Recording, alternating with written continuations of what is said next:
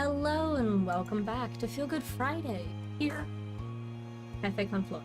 I'm Valerie Green, manager, and we are going to be playing Our Life Always in Friends. This is actually a bit of a different game than what we've traditionally done on Feel Good Friday. This is actually a narrative story. So it's actually a story-based one where we're going to go through all sorts of different fun kind of, well, I'm good with the gameplay explanation. I can, yeah, I'm gonna basically, you start with a character, so that's gonna be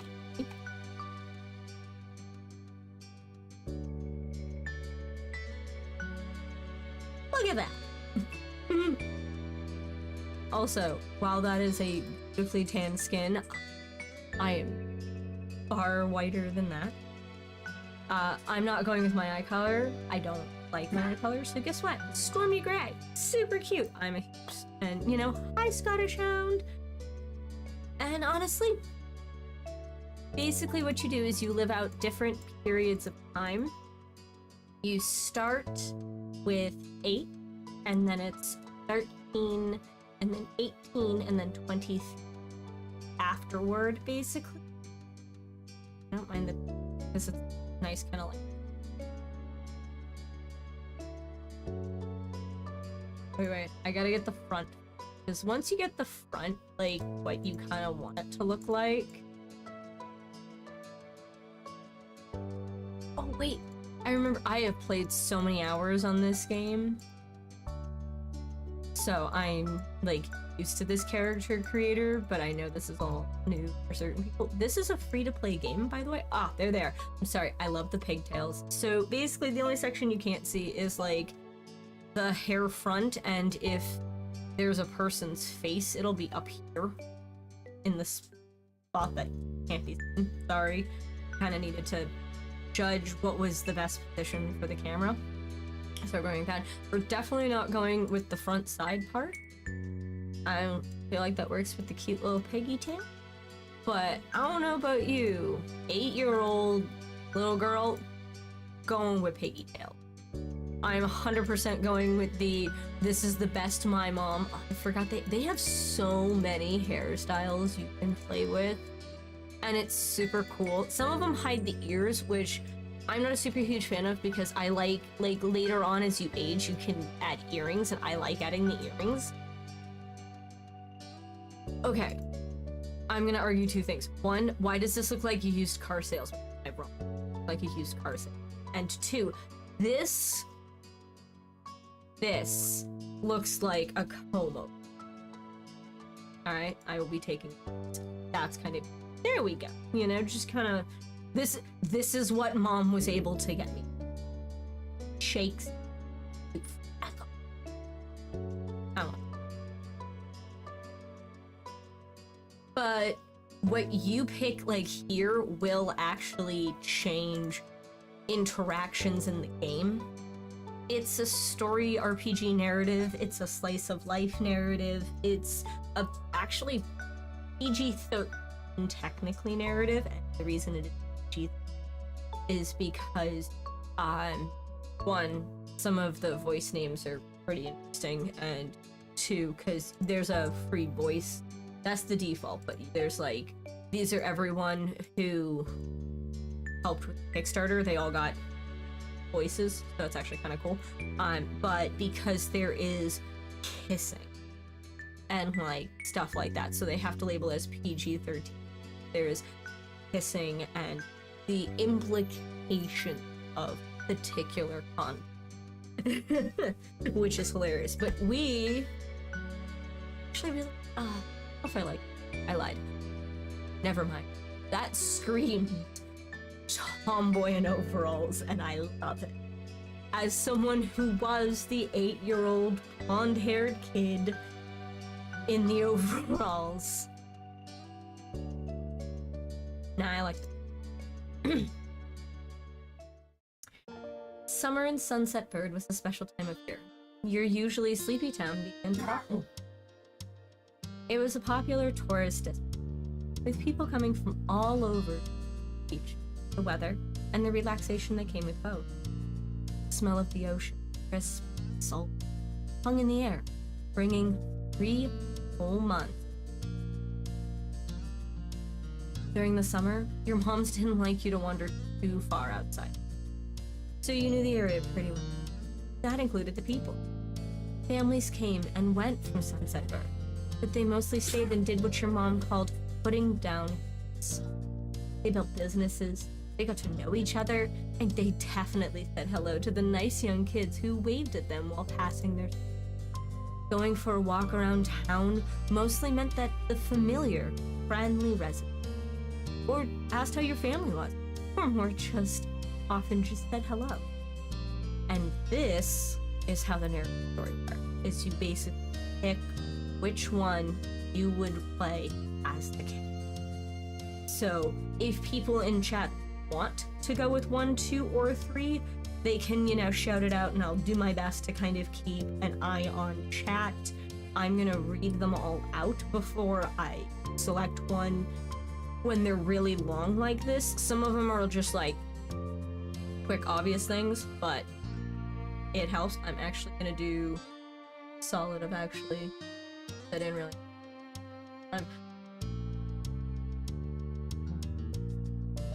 Yeah.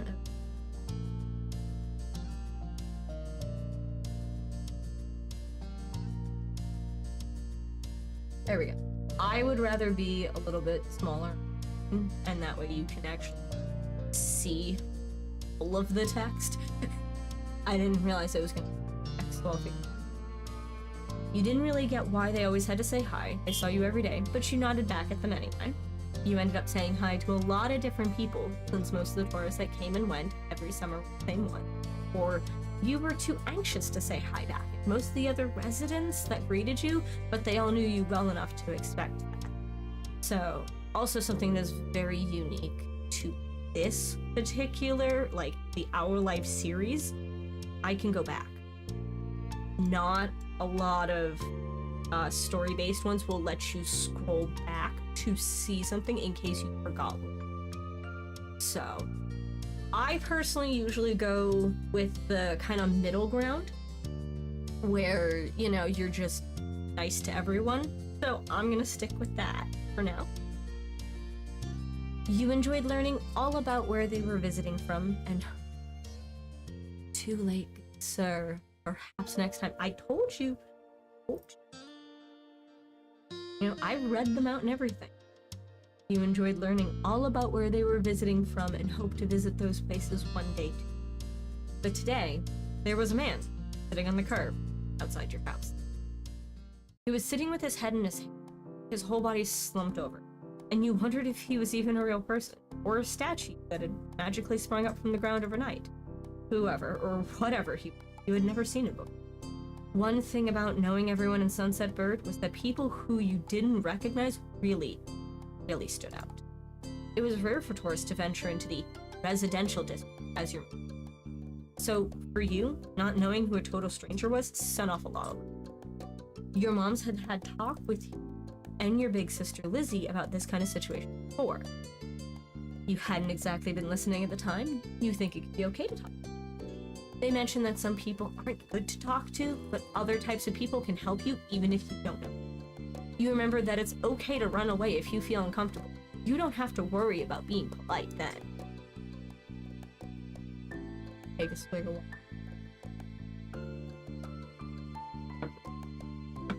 Give chat time to comment. They so desire.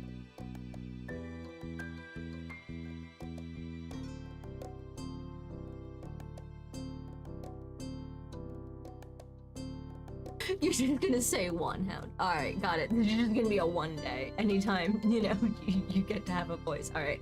You hadn't exactly been listening at the time. You think it would be okay to talk to new people.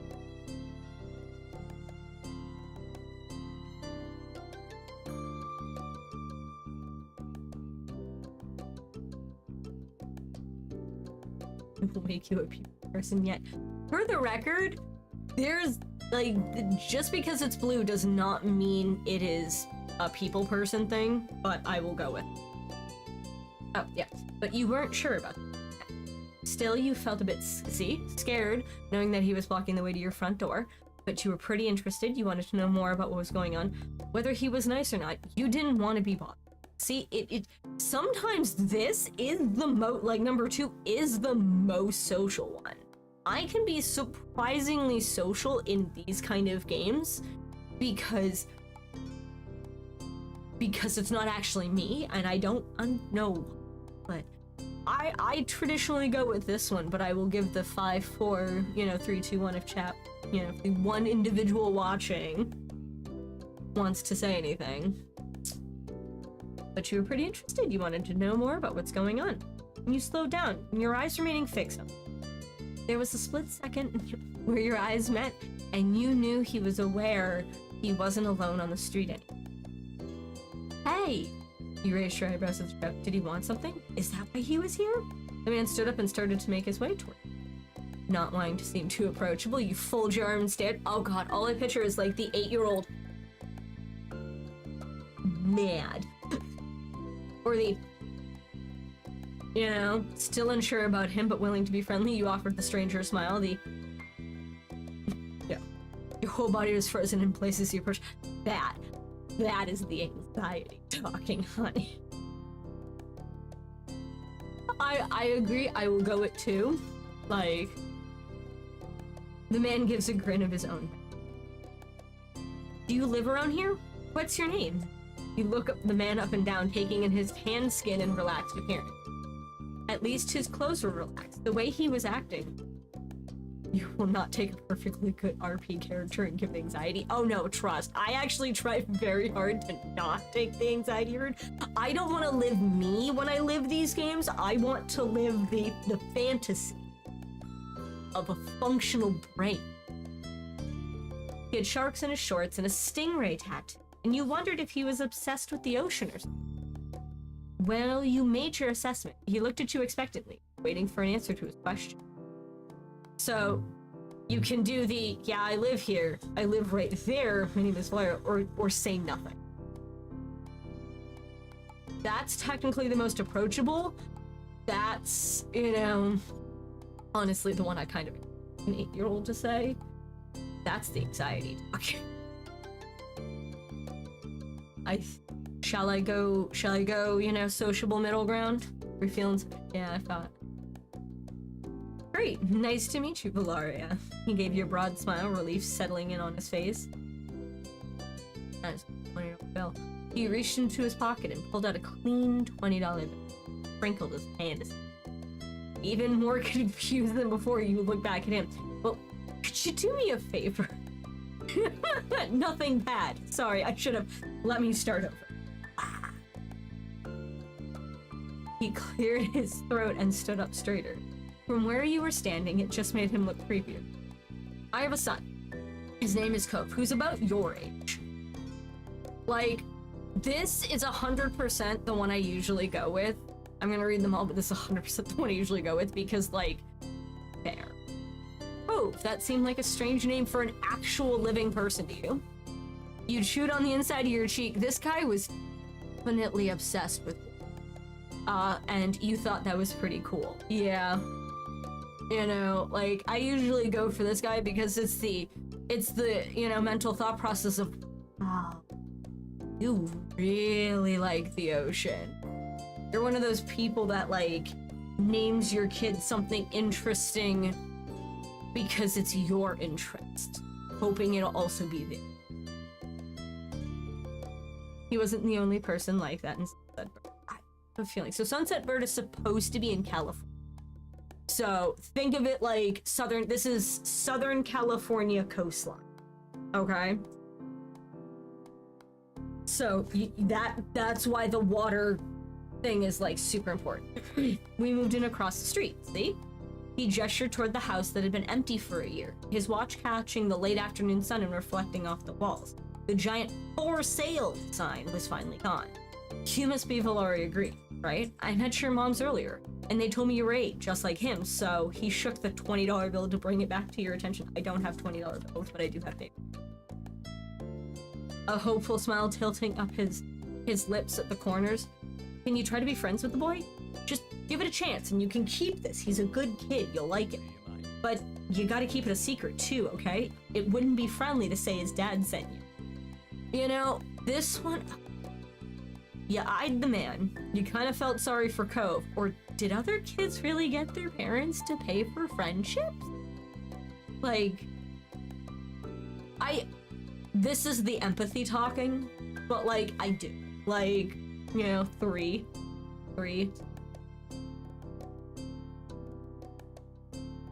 Had your mom's done that for you and Lizzie? The thought made you fret. What'd you say? Want to make a deal? So you can take the bill, you don't want the money, or you can just run. You can just be like, alright, bish, I'm out of here. I usually go for I don't want the money. No, I am not taking $20 from a guy to be friends with his kid, not when he's one of the romanceable options. I am not starting the foundation of a potential relationship on $20. Screw you. Love you. I don't want to be paid for that. It's too weird. He deflated enough to notice, but not completely. Are you sure? It wouldn't be so bad. Even if it's just for the summer, that'd be enough. That only made it sound more strange to you. Why does it lasting for the summer matter? When it was clear his initial strategy wasn't gonna fly, he tucked the bill into his back pocket and changed the request. I get it. You don't have to. Would you be comfortable with he and I coming around for a normal visit? No money involved? Now we have more options. Yeah, sometimes you get a whole bunch of options. Oh, and by the way, the color kind of means something, but like also... You can do like, yeah, I want to meet him. Okay, I can do that. I guess you'd have to ask moms, you know, and you didn't answer. That one is fair. You know, and I will go with 4 on that one because I usually do 1. His smile got bigger again. His eyes crinkled at the sides. Of course, they invited us over earlier, but I'd like to ask you too. And I guess you can? I'll bring him by tomorrow. I wanted him to meet and greet with the neighbors today, but, well, I don't know where he's gotten off to. He laughed when he said that, but with the way his face looked, you thought he actually wanted to cry. If you see him, can you tell him to come on home? He's got a pink cast and glasses. You can't miss it. Sure thing. I can try. Okay.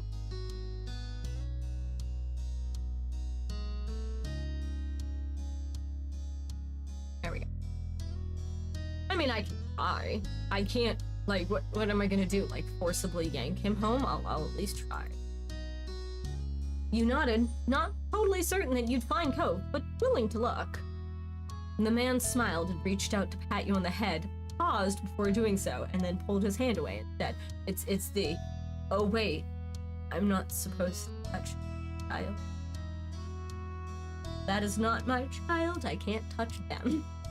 Your moms are already checking around for me. Such a thoughtful group you are. Now, I better go look too. Can't put everyone else to work while I keep sitting here. I thought he might come back and that's not what's important. I have to go. Thanks again, Valeria. So much. He jogged off down the street without another word. You decided to check the hills behind your house.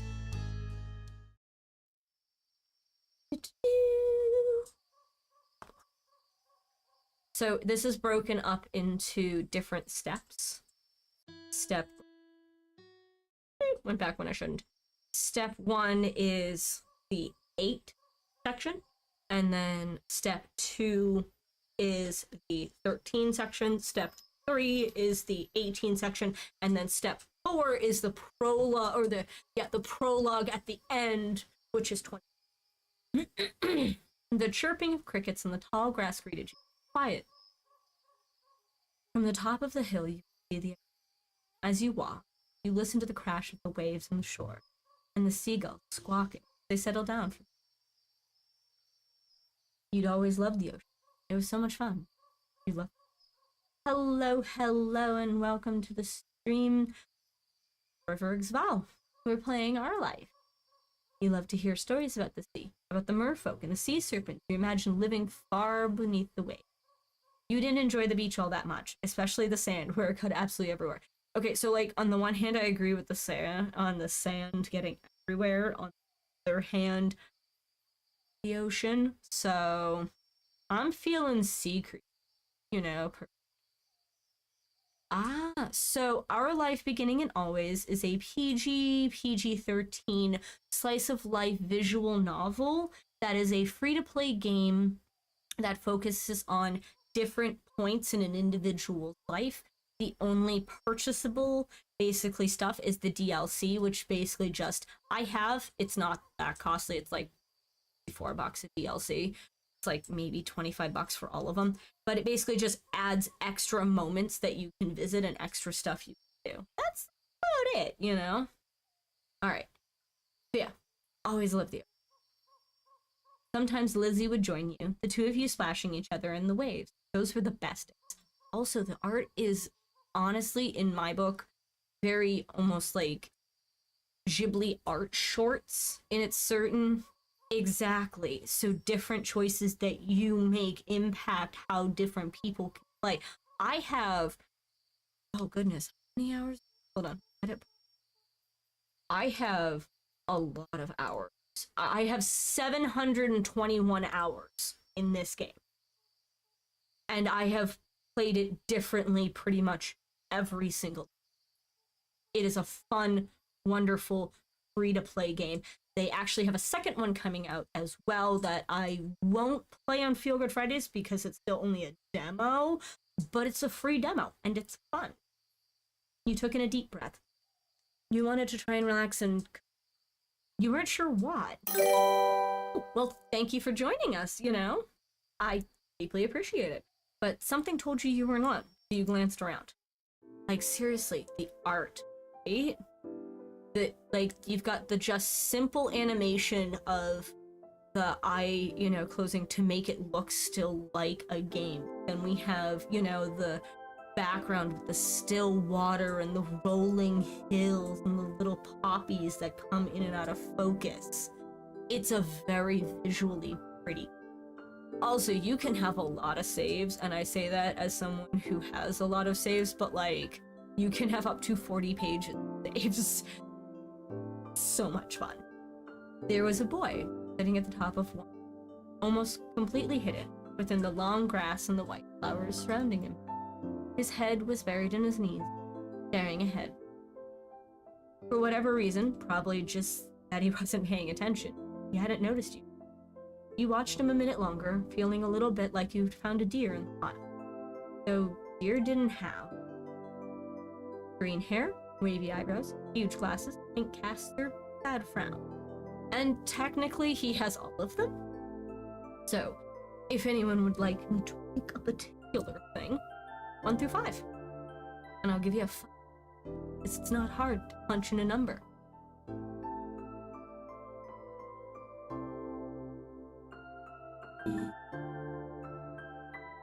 Nobody? Nobody? Ah, 5. 5. Alright, so we've got 1 vote for 5. So you know what? Fair enough. He does have a, you know, sad frown. Head. This new boy. You wondered what could have upset him. After a few more seconds, you took a step forward. And another.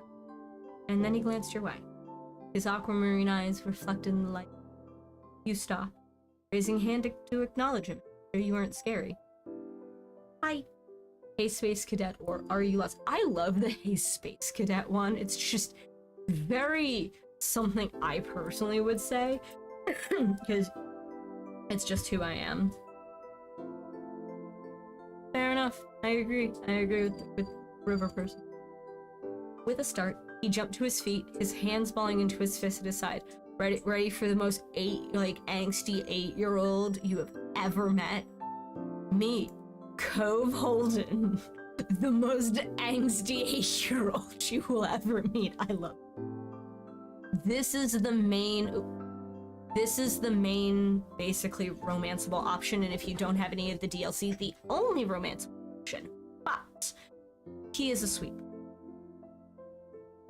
He didn't say anything, just stared at you in a strange way.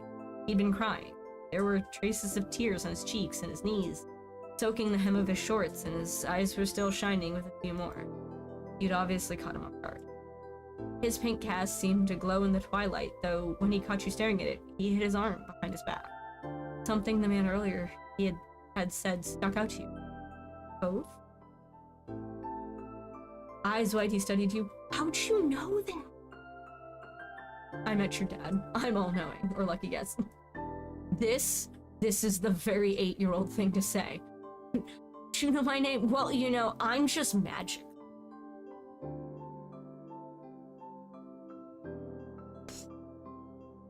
Yep, I'm going with I'm all-knowing. Not even mad. That's a lie. Tell the truth. Okay, you know, I love the like I said, angstiest 8-year-old you will ever meet. Okay, your dad told me first. Oh. So, is this your hill? He gestured with his uninjured arm to the patch of the grass surrounding you, his face falling at the floor. I can leave if it is. Yep, you can't own a hill, or you shook your head. Honestly, I'm a big fan of the idea of you can't own a hill. Yep, you can make your character have incredibly extroverted tendencies, introverted, or kind of the, you know, in between. Tove himself will also evolve between the steps based on how you interact with him. So if you push him to be more extroverted, he will actually do things like that. If you join him on things like, let's say, going surfing or going swimming or, you know, things that are physical, he'll actually start going more sporty versus, say, studious if you get him to kind of stay with you at the library or, you know, do other things based on the different things you have. You can edit it between the things, and I usually at least edit it to take a look, not so much to like change anything, but just to kind of see where I am. But yeah, if you are an incredibly introverted person and you interact with him in a very introverted way, he'll stay actually fairly introverted. He'll stay fairly studious, and it will completely change the ending versus if he's like a super sporty, outgoing, extroverted person. How you interact with every single character determines, minus a few NPCs, the difference in how you interact with them throughout the entire point of the story. That's why I love visual novels, because I can play this. We can play together. I can pick different things based on that. But if you go and you play and you make any different decision, if I say you can't own this hill on this question, but you instead shake your head, it will change the rest of the game. Also, something cool that is very unique to the Our Life series, I can go back. Most visual novels do not let you rewind, so basically you just take the middle mouse button, and if you push it in, it'll rewind. A lot of visual novels won't let you do that. That's another reason I actually like the Our Life series, because if you hit something and you were like listening to someone and you hit something and you turn and it's gone and you're like, oh crap, what did I say? You can go back and make sure you said what you wanted to say. Because you can't own a hill. You know? Why not? How could you? You just do. I had a hill back home. Well, this still isn't mine. Oh. He sat back down with a thumb, resting his chin on his knees. I can't do that. Curious about the strange new boy, the odd dad, you sat on the patch of grass. Here, white flowers that cover this hill rocked back and forth gently, as the stars twinkled above. The way they dotted the sky made them seem like flowers, too. The night wind was cool as it traveled over the ocean and up the hill, chasing away the heat from the afternoon sun. Why are you here? Or why'd your family? Either way, you're gonna get an interesting set of answers. But again, like, it's the whole, you know, past diverging idea and how, it's very much like a choose your own adventure, but adorably sappy with a hint of romance and a little. Alright, so, do we care? 1, 2? Care? Both of them were gonna get you a good answer. I figured be nice and ask, you know, people if they wanted to, you know, have an opinion.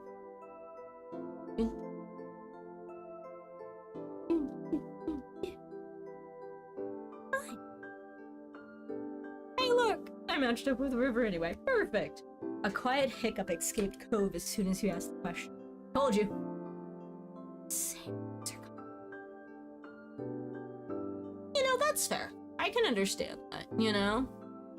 Like, you literally just met this kid, and there's brazen 8-year-olds, but they're... Even as an 8-year-old, I'd more be concerned about why are you randomly on this hill in the middle of the night versus, like, why his family. That's fair. Almost like they never'd stop. His tears started up again with a vent. My parents, they don't want to live together with me anymore. The tears fell fast and heavy over his flushed cheeks, sticking in his dark lash. My mom made my dad leave, and he took me with him, and now we have a house here, and I want to go home! The outburst took you off guard. By the time he was done wailing, Cove's chest was heaving with caution. He sniffled and removed his glasses, wiping his eyes with the back of his hand before he put them on again. I hate this place. I want my real life back. I want my mom. Grief. I'm sorry. Your dad seems kind of... You'll like it here. You just have to get used to it. Or the really mean one, which I... Stop crying. You know? Like...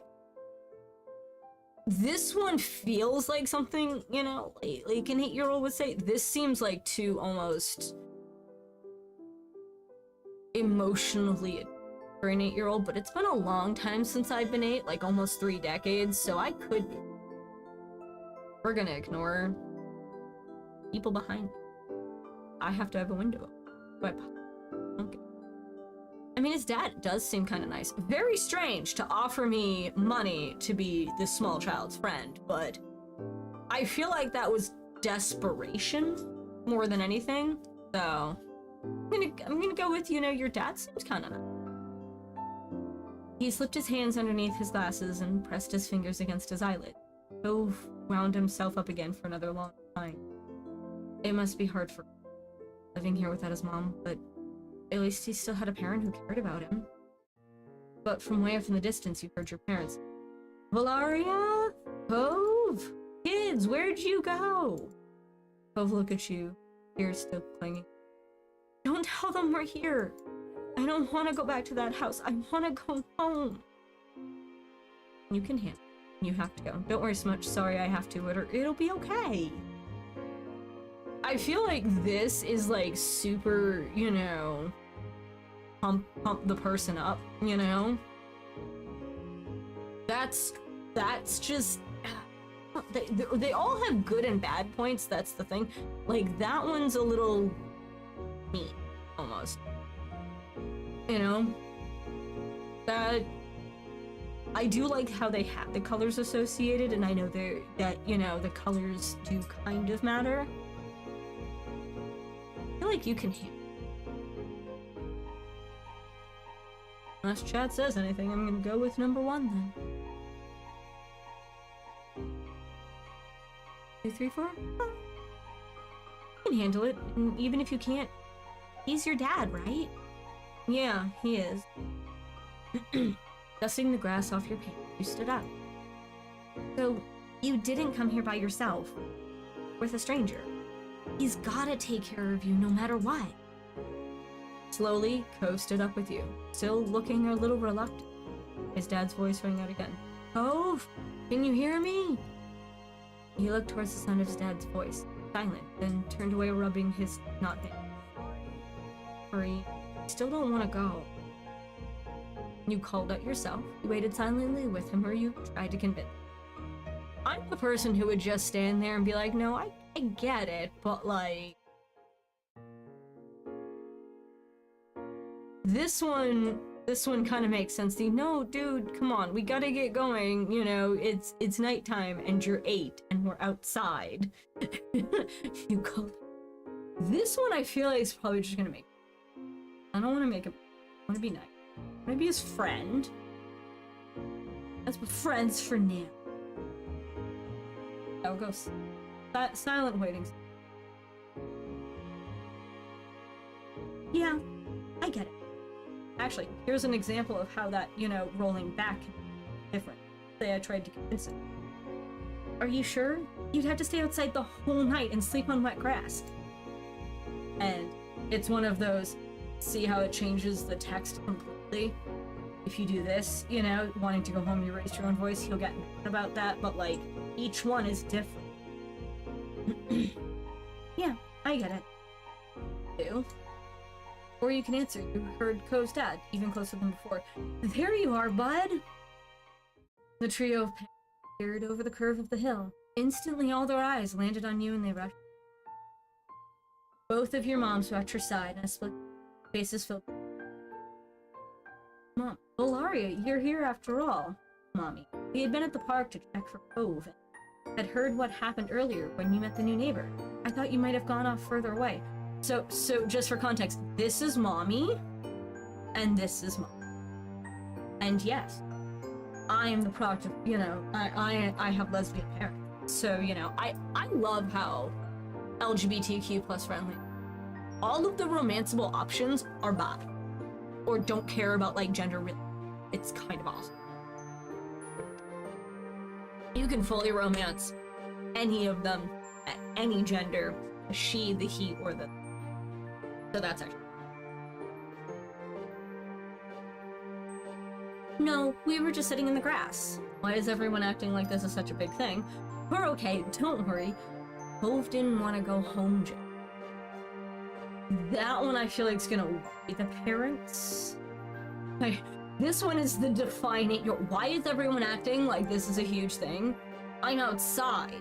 Oh no, don't you want me to go outside? No, we were just sitting in there. I hear furious typing. I'm waiting for furious typing.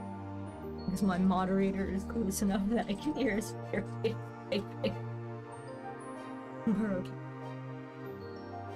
That, I feel like as a parent, I feel like that would make me worried. You are not back. The streetlights came on, of course they're worried. Well, you know what? Maybe they shouldn't act like this is a big... I'm 8. I'm old enough to be outside for a small window of time after the streetlights.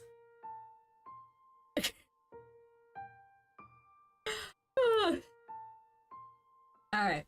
And unless you have an opinion on which one I should pick, Hound, you can sit there and try to be concerned dad all over my chat you want. But you haven't said any numbers in a while. Oh, alright. Fair enough. Thank God you're both fine. Were you two having fun out here? You look over at Cove, who is wiggling against his dad's tight hug and arm. You shrugged. Yes, I like him. Or my personal favorite, and this is the one I use, like, if I know I'm gonna romance Cove, or if I just, you know, have that sort of inclination. He's good. I'm gonna marry him. You know, all I picture is that, like, 8-year-old with their hands on their hips, like, yeah, this is my hip, and this is my mac and cheese, and they're, like, the one who's like, no, this is gonna be, he's gonna be mine. 2. Yeah, that's fair. It's like, it's the nice non-committal, you know? You nodded, smiling slightly. Finally letting go of his squirming, scowling son, Co's dad turned to the three. That's a relief. Thanks very much for finding him. I really don't know this neighbor. Good thing Valaria knows this whole area so well. Absolutely. We should be getting home now. It's been a long day for us all. Say goodbye, Cove. The two of them walked off into the dark, headed towards the neighborhood. You watched Cove's bright pink mask. Tell you what, we'll have a proper playdate. Your new friend's dad wanted to bring him by to see you and Lizzie. How does that sound? Sure, can I show him my stuff? It sounds like words, or you nodded, ducking your head. I like the it sounds like... Shall we try to show him your stuff? Oh no, you're perfectly fine, River. We're at the point where we're setting up a playdate with Cove for the day. I'm debating, you know, telling my moms that, you know, can I show him my stuff? I got cool stuff like drawing, probably at least one sand dollar. Look, if you live near the beach, you collected at least one cool rock or shell or sand dollar or something. Of course. And okay. Both of your moms laugh, the sounds overlapping into a warm, familiar chord. Oh yeah, Mommy. Mom. Mommy put her arm around and led you towards the... Satisfied and more than a little ready to go to bed after your long, exciting day, you followed them home. That's just the prologue. Choosing your feelings for Cove. This is how you feel towards Cove for this current step, which is 1. It can be changed in later steps. We have direct, relaxed, and nervous, which we are currently relaxed and direct, and we have crush, fond, or indifferent. Fond is friendship, which is typically kind of where I stick it at first. Direct, relaxed, and nervous, it will change your tone. So this plus, let's say, fond is gonna be, no, you're my best friend, Cove. Duh. Relaxed is, well, of course we're friends. I mean, come on, Cove, you know that. And nervous is, we friends? Yeah, I'd say we are, maybe? So it's like, it does impact tone. I'm nervous crush is entertaining. Nervous direct is, or direct crush is entertaining. Relaxed crush is usually what I go for when I want like crush side of things. The only 2 achievements I have not gotten is completing step 2 and 3 being indifferent, which is basically you just don't care about him at all, and it's like, why play the game, spend so much time with him if you're not him. It actually is very, very few people who have completed that as an achievement. I think relaxed fond seems good, you know, just vibe, be a, you know, friend.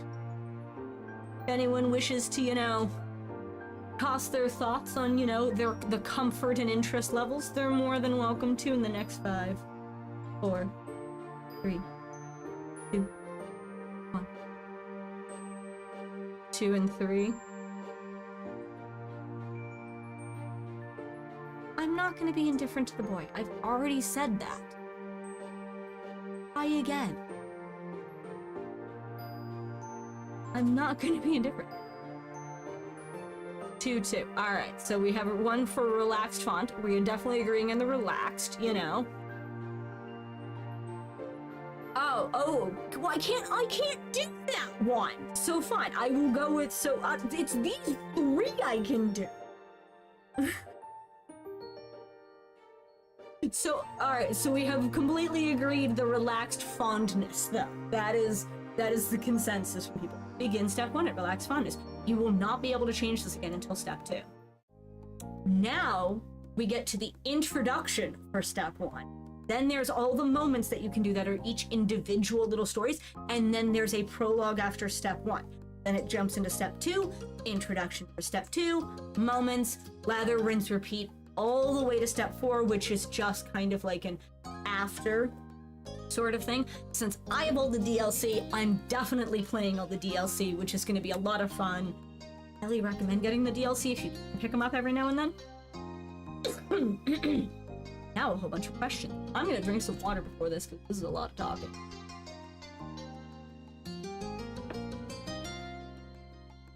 Do I love this game? Yes. Is it also a lot of talking? Yes. I'm gonna try and do voices, but I cannot promise any. I also promise no consistency. I do promise no horrible. At the breakfast table the next morning, you finished your food faster. Your sister Lizzie had run out earlier to go play, but you stayed put. Today, just like your moms had promised, Cove was coming over to hang out. Excited to see your new friend again, Valeria? Yeah, I am. How sweet. How sweet. I'm happy he moved in. Okay. With that said, are you done with your breakfast? No. I don't know, am I? Your bowl was entirely empty, so you nodded. This is the sarcastic 8-year-old, the... Oh man, do we want to match angst for angst? No, looks like, you know, we're just gonna do the anxiety nod. Alright, fair enough. Good job. He should be here soon. Let's see what the next one is, and I'll probably pick 2. Cleanup began, and then on cue, there was a knock. It was hesitant, like the person wasn't sure that they were in the right place. Still loud, though. We need to get a more obvious doorbell. I know. Valaria, could you go get it?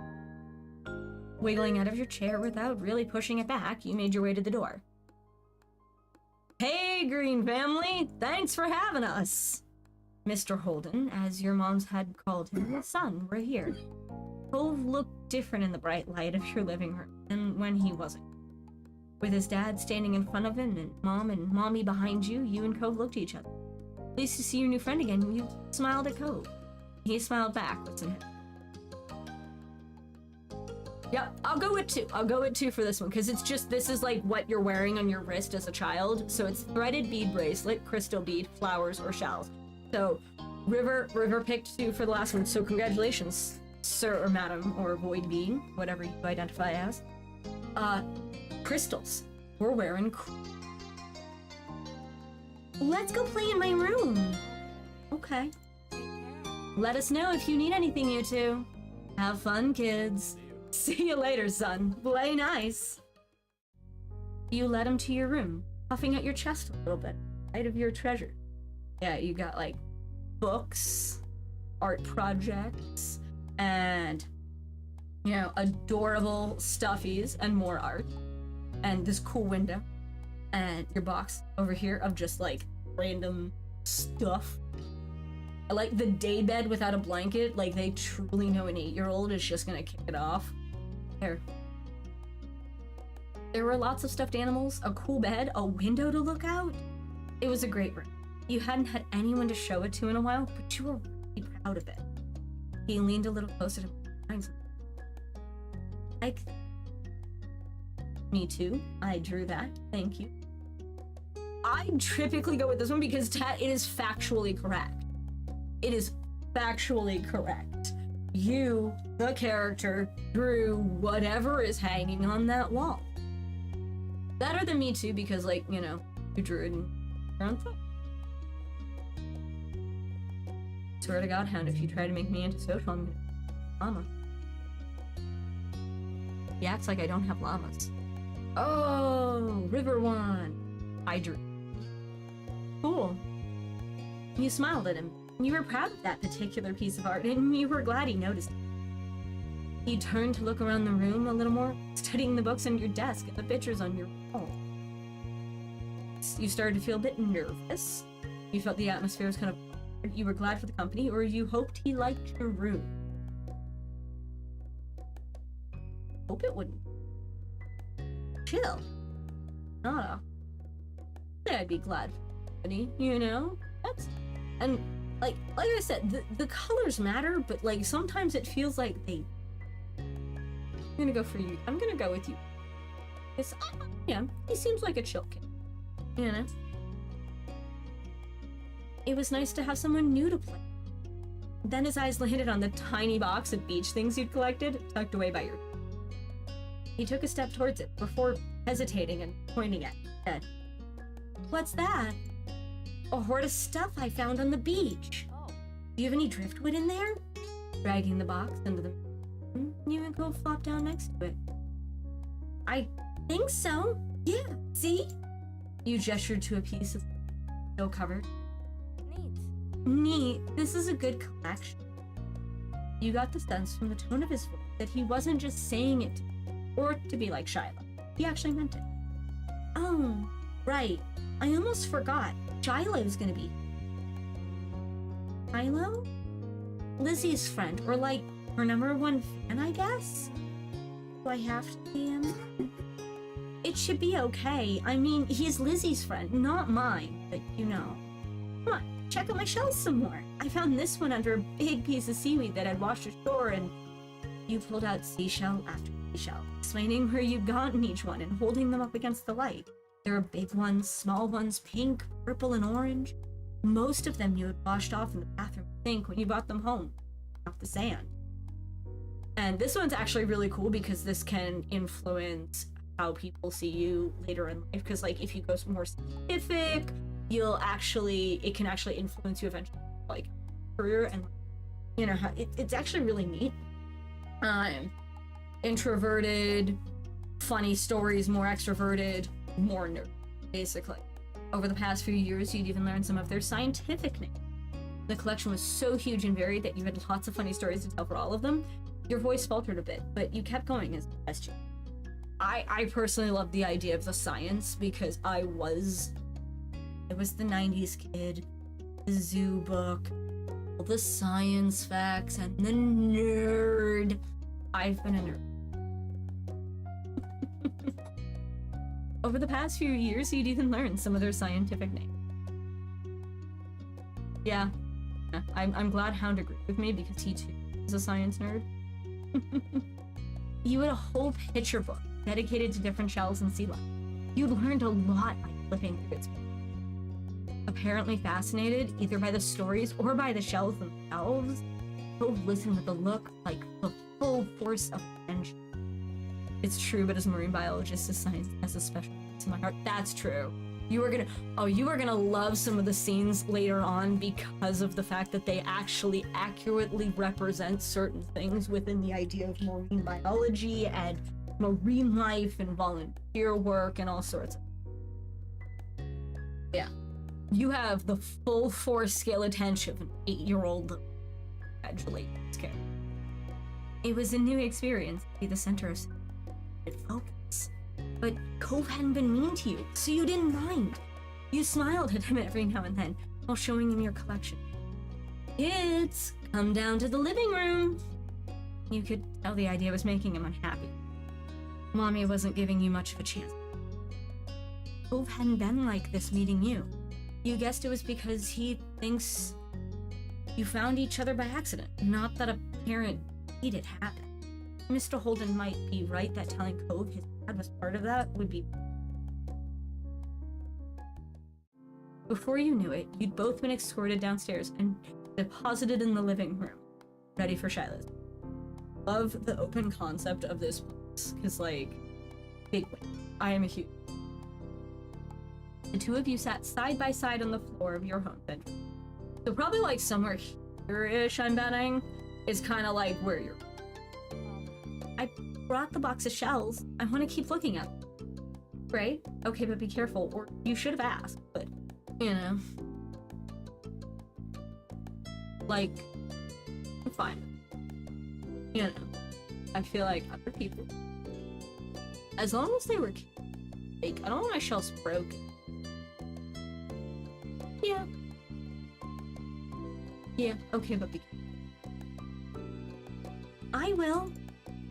You weren't sure if you could someone else who treasures stayed next to him while you opened up the lid and died. See? Now, let's say we went with great. Busted open. We can keep looking while we wait for Shiloh. Different appearance, different attitude, difference in curvature. You know? All different. I like that one. Busted open. We can keep looking while we wait for Shiloh. Cove reached in and pulled out a big orange. Oh. Like he hadn't spoken aloud yet. He turned you and held it up. His eyes shining. I think I like this one. I think this one is the best of them.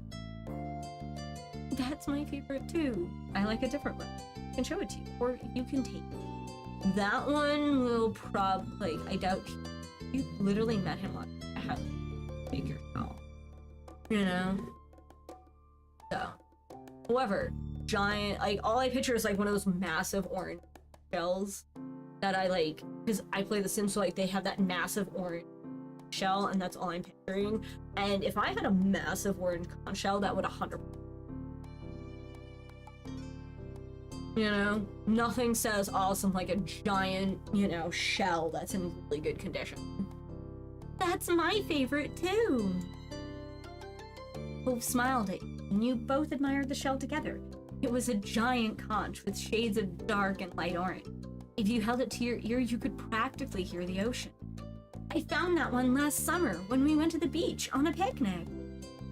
The two of you were still sitting on the floor, looking through your collection of beach findings when the doorbell finally. Hope jumped, startled by the sound. Since the person had knocked, you figured it was probably Shiloh. He knew where to look for his friend. You nodded. That didn't seem to make Cove feel better. It was already obvious that Cove didn't hide his. You could tell what he was thinking. Right. Isn't a good idea. You'll be alright. He's here. Can't tell him to leave. At our only door, and if you go upstairs, he'll find you. Cove glanced around the room, his eyes wide, and finally paused with his gaze locked on the back. Go out the window. He was already walking. Scrambling to think of something to say, you stepped forward and paused. Do you want to break your other arm? Shiloh is the least scary person alive. Cheer up, Shiloh's gonna like you. Please don't get hurt. I'll come with you. Good idea. Let's go. How are we feeling? This is a 1 through 6. Like, this is the max you will get is like 6 options and like that. So, are we going with somewhere in the, you know, we're staying in the house? All right. We have the reasonable river over here with the conscious, you know, you just want to break your other arm? Like, come on. The reasonable 8-year-old. Fair enough. Do you want to break your arm? Oh. If you're typing, say. I don't know if Fury is typing. Kidding. It's the older sibling response. I agree with. As the older sibling, I feel you. That my sister actually did break her arm, though it was a terribly funny story. So we got pizza every Friday when I was a kid, and my sister got so excited for pizza that when the pizza was acquired and brought in the house, when my dad turned to basically yell at us for pizza, my sister ran from the kitchen into the living room, and we had this handmade little like table with 4 chairs that my dad made us, made out of wood, and one of the chairs was pulled out. She hit the chair going so fast, she flipped herself and the chair, landed on her arm and broke it in 2 places while my dad's holding a pizza and I'm coming out of my bedroom because she ran for cheese pizza so fast she broke her arm in 2 places. There's a story. Do you want to break your other? Even I don't jump out any of the windows here, and this is my house. The distance from the first floor living room wasn't far, but you could tell it made Cove nervous anyway. He touched the cast on his arm. I'll grant you, the pizza in my hometown is pretty decent, but it's just the comedy of errors of it, because it's my dad turning, yelling, pizza, with my sister going, yes, and just booking it, and me coming out in time to see her go just tea kettles and land on the floor and then sit up and be like, I want some in my room. And me and my dad being like, are you okay? Turns out, no, she had her arm broken. 2 places, you know. The wind had clearly. I don't want to break any more bones. I don't think anyone wants. Yeah. But I don't want to see him. I don't know him. You teased him, you comforted him, or you encouraged. This is the big sibling. Like, honestly, you know, it'll be fine. You'll be fine, you know? This is the, you know, he's a sad little boy. That's the meme. And I don't like it. I'm sorry, you know? I'm gonna go, since we have so far, yeah, like big, you know, big sibling response. But, you know, it's gonna be one of those situations where you'll like his birthday, you know, will be like in the fall or something, and yours is in the spring, but so you're older than him by like 4 months, so that makes you older, you know, some sort of thing at that age. Hey, if you do have a hard time with him, I'll tell him to leave. Is that okay? Okay. Shiloh poked his head into the living room. It was impossible to know for sure if he'd heard what she'd been saying or not, but you guessed that he had. Hi. Hi, Valaria! And hi, Hi, Cove? Cove shot you an Hi. I'm Shiloh. It's nice to meet you. No, you have a lot of freckles. Ain't a very direct. Right. I do. What are you guys doing? We're looking at Awesome. Can I do it too? Cove shrugged, then looked back at your box of beach findings. Take it back, runner. What about that one? The plan for the afternoon, at least as far as you were, was to sit and look at the beach things some more. You weren't really in the mood to do much else, especially if Cove was having fun. Hey, check out this scallop shell I found. Cool, right? It's a pretty color, just like my cat. The beautiful glittering pink did a little bit like the wrap around his arm. Pink is a nice color. Okay. Is it your favorite? Not really. What is? Maybe green? Or blue? Might be. Oh, those are all cool. I like those colors too. They're better colors. Not sure how to do with some more awkward science. You look back at your shells. I mean, I feel like this is the very 8-year-old response of I like those colors too, because when I was a kid, I could not pick one favorite color, like ever. I don't know. Heck, I still can't. When asked, my answer varies between yellow and I'm pretty sure occasionally silver's in there, bronze, colors that, you know, like. Awesome! Both of them smiled. Like usual, it didn't take Shiloh long to be fidgety. Lizzie was his favorite. Without her around, Shiloh didn't seem to know what to do with him.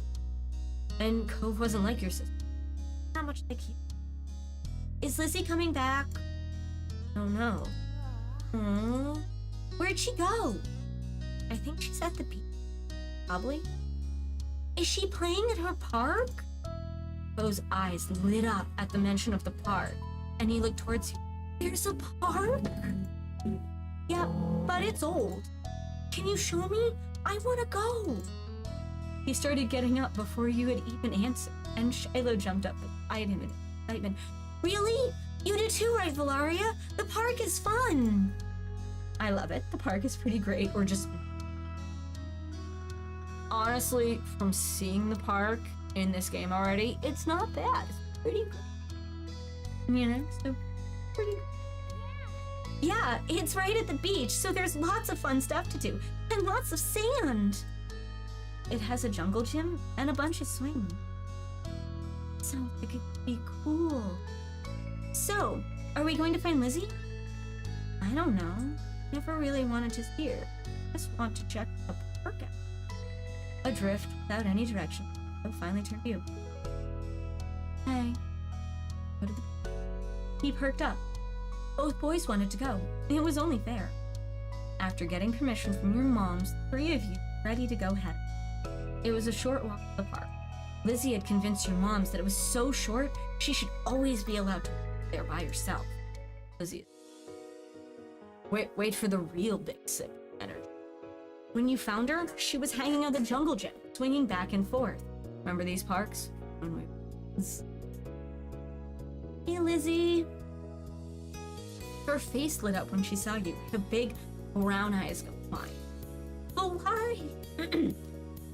Lizzie requires a very specific. Valaria, Shiloh. Hi. She dropped to the ground and landed with a soft thud in the sand. In a split second, Shiloh had abandoned you two and scrabbled over to stand beside her. We got swings, we got jungle gym back here, we got a whatever the hell this is, we got sand, we got water. It's... You were used to being left out and it was just the 3 of you. But now Cove is... He wondered if he would leave too. Enter Lily. Who's that? It's Cove. He's new. I remember. Hi, Cove. Stance, the arm, the... My name is... Welcome to my park. Nobody ever comes to play here, so this is where we get together. She gestured widely with her arms as if to present the area to the newcomer. Without interrupting Lizzie's speech, Cove whispered to you in your ear, quiet enough that the others wouldn't overhear. Kids couldn't own places like parks or hills. And you couldn't help but laugh at it. We said we didn't own the hill, you know? It all comes full circle. While Lizzie continued talking, you took the chance to kick off your shoes and wriggle your toes through the warmth. Nice, huh? In this neighborhood, I'm the one who comes up with the idea. You are? Yeah, I am. Who else could handle the job? Lizzie's the oldest. By a lot. My mom's your Valarian. Yeah? Thought so. I'm still the only one in this group with double digits. That's right. She's 2 years older than you, so she's 10. Double digits! What about other kids? Other kids? There aren't any! We're the only kids here, and Shiloh is just visiting from another. Not even tourists really bring their kids here. This is the land of the ancients. Be careful that the oldies don't try to steal your youth. For a second, it looked like he might cry again. But something as I shifted and looked back at Lizzie. What kind of old people? Like moms and dads or grandparents? Grandparents who don't have kids. They hate it. Why? We haven't done anything. We have, only some of them don't like kids. Stop saying stuff like that, you're gonna upset him, or yeah, they're really that bad. This is the petulant younger sibling. The foot-stomping younger sibling. You're gonna make my new friend walk away! I only have one friend and he's new and he's right here! Stop saying stuff like that! You're gonna upset him! You interjected, hoping Cove wouldn't start crying. He sniffled, his forehead creasing. Lizzie was staring Cove down, but Cove wasn't even looking at her. He didn't seem to care that she was there.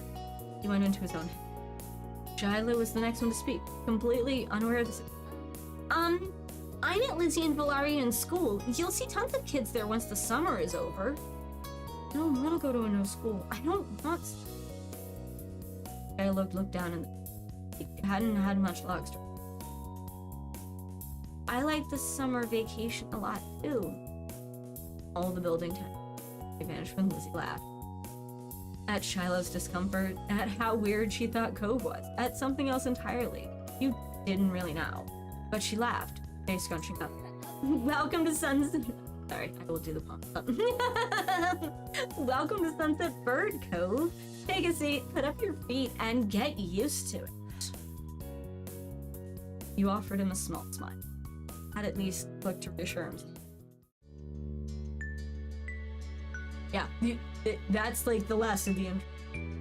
For the rest of the summer, Cove was always there.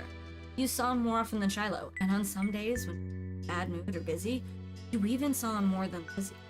He became a staple of your everyday life, the way the sun and lunch and beach were. During your first summer together, you really liked him. He was a fun person to play with, and he seemed to like playing with you too. Of course, that was only the start. So you can see which one's the DLC and which one. So basically, I'm gonna first up, David. We're just going. But each one is its own little section of story. So if you don't have the DLC, you just have these 5. But if you add in these 5, they will come up after every. So you do all of these, and if you have the DLC, all of these, and then you hit and then. So 1 through 10. Give me a second to, grab a drink.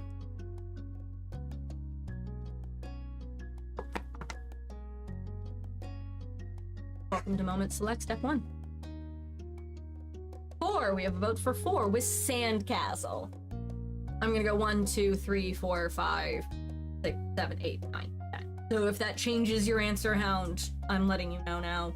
if you still want to do sandcastle, sandcastle. But if you were like 1, 2, 3, 4, you know, sort of, I don't know what I'm counting.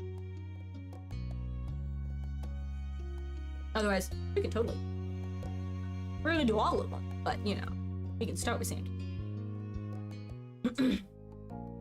Told you, Ghibli-esque with like the art print style. Cove wasn't able to do many things that when you, him, and Shiloh sat on the shoreline one bright morning, you could tell he wanted to be in the water. Also, please note, the order in which you do the moments will actively change how the moments actually react. So by doing like sandcastles first, it can actually change dialogue in other moments later in the, you know, first step, and it's actually really cool. I don't think I've ever started with sandcastles, so I'm actually excited. But there was no way he'd be swimming anytime soon. All with his cast. The waves washed a single shell to shore, glittering in blue. Another reminder of the places he didn't go. From what you heard about Cove's old life so far, in tiny pieces and fragments, you could tell that he'd do anything to be able to, like, make a pact with a witch or something, just to get it off his arm. Yeah, You thought about how his summer last year must have been totally different from with his old home. Do it, kid, become a warlock. There. With his old home and his mom. Now he was here with you and Shiloh and Lizzie and everyone else, and couldn't even go in the sea. This town wasn't bad. It had all your favorite things in it. Sitting there on the same beach you'd grown up on, you could understand that not everyone else felt the same way about sunset. You watched him from the corner of your eye quietly, and you finally said aloud what you had been pondering. Wish I could go in. The water? Yeah. Oh, I'm sorry. You're gonna be able to do it soon. Both only sighed in response. Apparently, soon. It's so pretty, the ocean. And huge. There could be anything out there, like mermaids. Yeah. I wish you didn't have a cast. I don't really care if swimming might be fun if we could. I'm fine here on. Or mermaids aren't real. Excuse me. Mermaids are real. There are way too many accounts of, you know, Fae like. Thank you very much. And if we want to become a warlock, we gotta believe in supernatural things. So, you know, I wish he did not have a cast either, because swimming could be, you know, might be fun if we could. But I can be fine here on land. Although, I wish the boy didn't. Yeah. Or, you, Hound. The person that once I get in the ocean I have to fight with to get out, says you would be fine on land.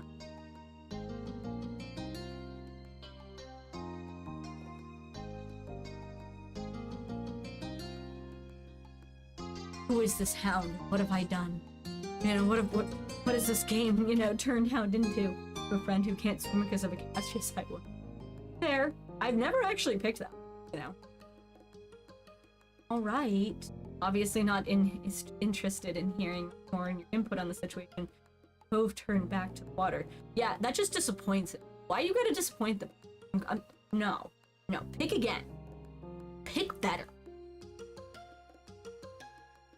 I'm not disappointing the boy. It's mean.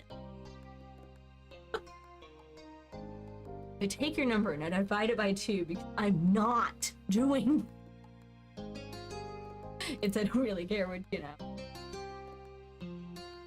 Fine. But as he looked away, something about Shiloh's slow, careful movement caught his eye. Hey, are you building a sandcastle? Sort of. I was only playing around while you were talking. I'm listening. Maybe I could too. I've only made big piles before.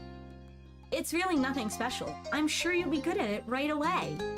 Well, how do you do it, though? Shiloh's cheeks lit up. You could tell he was a little bit uncomfortable to have those expectant stare on. I'll play too.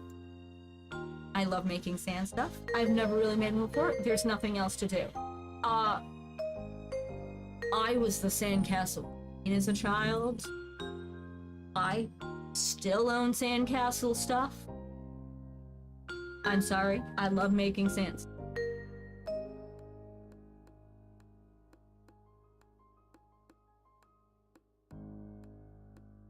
I love making. Okay.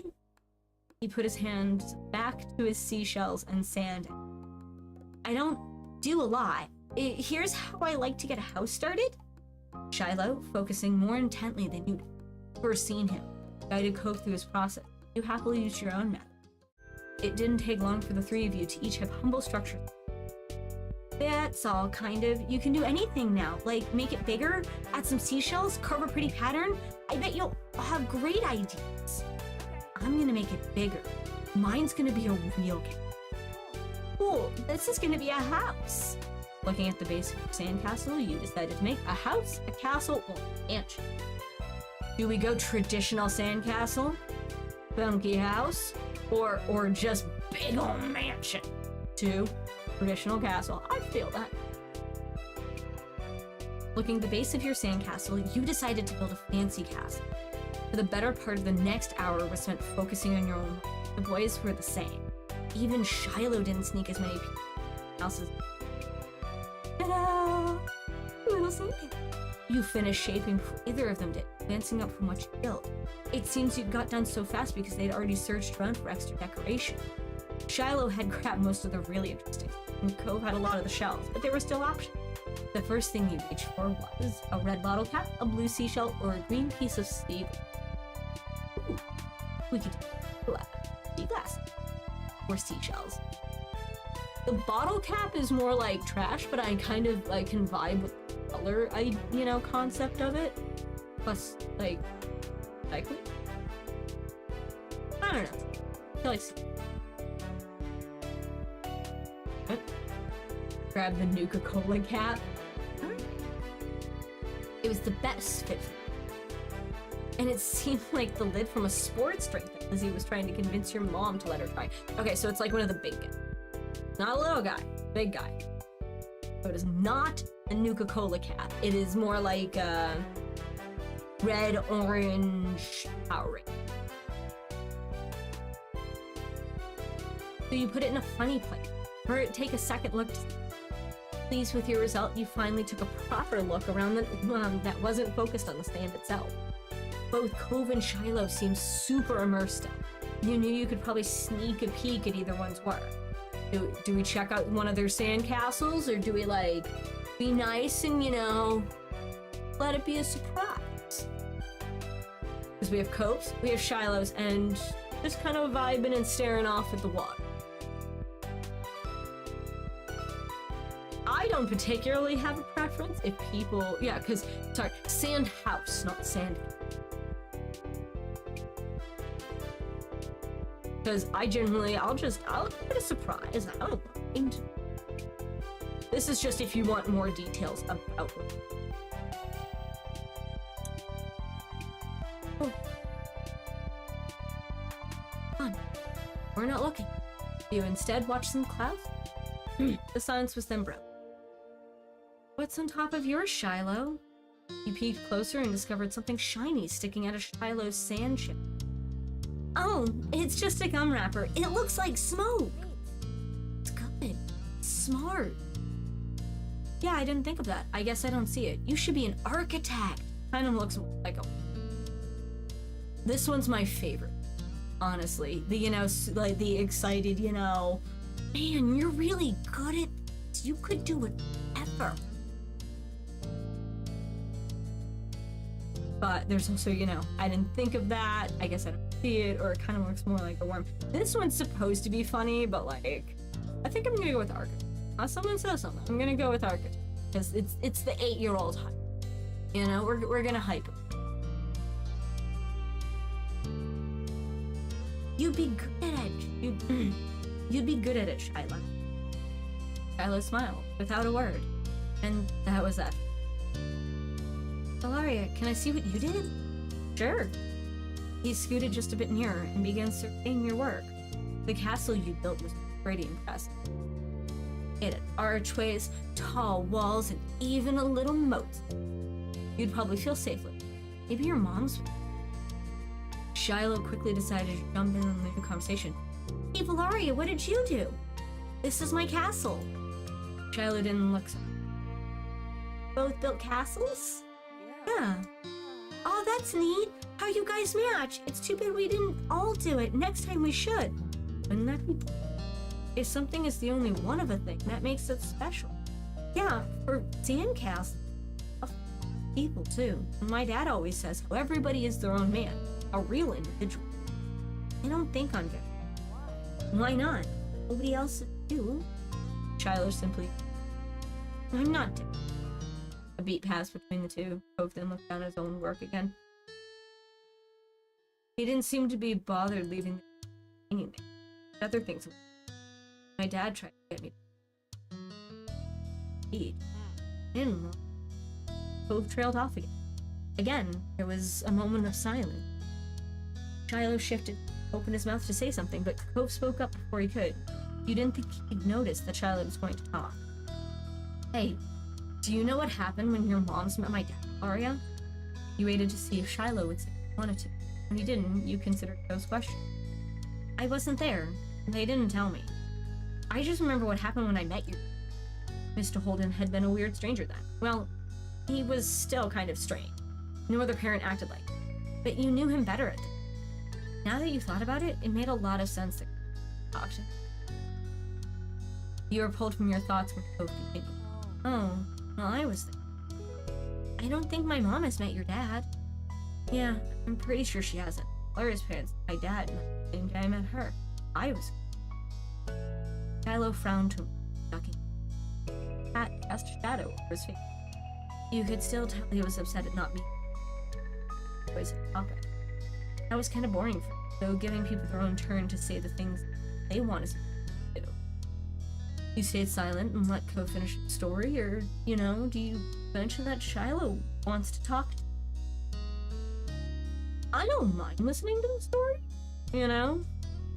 because it is, he was kind of like, he had start, and Shiloh kind of interjected, but like, not in a mean way. It's, either way, it works, but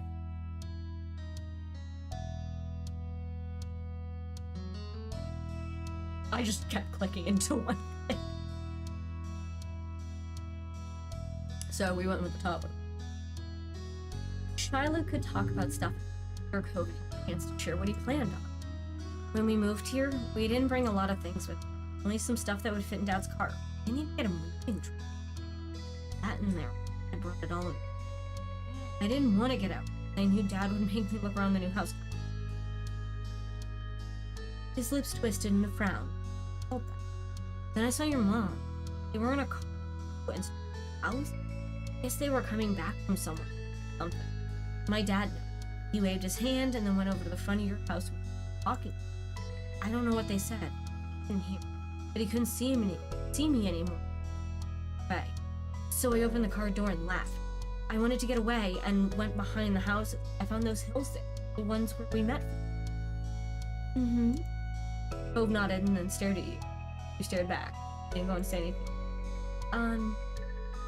Aren't you gonna finish your story? Cove's brow raised, like he didn't understand why you were surprised. Huh? All that happened? Boy is no good at telling stories. Like, this is the point where it'll actually change, like, his socialization, because, like, if you say something like, we gotta, you really gotta get better at telling stories, he'll actually, like, behind the scenes with the gameplay, he'll actually start, like, be trying to be more social and, get better at telling stories, or, Okay. Why did you want to tell the story if nothing happened? You really gotta get better at telling stories. That was a pretty bad story, or thanks for telling me. I personally favor the, you really gotta get better at telling stories. Because, like, it was compelling until it just kind of dropped off at the end. He needs to work at, like, finishing story. Agreed, Hound, You really gotta get better at telling stories. Cove didn't seem to accept the critique whatsoever. But was how our parents met. I didn't make the story up. True stories can be good. That isn't the problem. Shiloh's mouth twisted with a scowl of disbelief. Why'd you bring that up anyway? There was a slight of cold shoulders. I was thinking about it. See? Made me remember when I moved here. Dad showed me the beach first, before we went to the car door. He was really excited about it. Cove's brows furrowed a little more as he quietly creaked. I get it. You thought maybe Mr. Holden wasn't that excited. That line of conversation had come to its end. Even Cove was done. Some other topic popped in. Shiloh, fidgeting uncomfortably in the sand, had made Cove aware of it. They looked at each other, and you could only wonder what. Shiloh? Yeah? Why are you always turning so red when nothing? Clearly startled, he jerked back. Neither you or Shiloh had expected that. See how he got included in the conversation. I don't know, I guess. Okay. Shiloh's eyes were wide with embarrassment, and his lips twitched and blushing even harder than before. Maybe it wasn't like this. Perhaps it was simply the last straw. But it was a big deal of Shiloh. Huge deal. He didn't just look sad, he seemed almost... You weren't sure if he was about to pay or no pay or what. Why do you wear glasses? Most kids don't wear glasses, and nobody is named Cove. Who asked you to come? It was probably just your dad bugging Valaria's family some more because you don't have anyone else who will ever play with you. Oh, tension on the beach suddenly uncomfortable in a way you... It didn't seem like the kind of thing he'd get upset about, but you hadn't ever known what kind of thing would bother him. Me too. Hey, let's build another sandcastle. You try to play on your own. Are we gonna build more? Or are you nervously met with the same? This is the... How about we pop that bubble of nervous tension and just kind of go back to...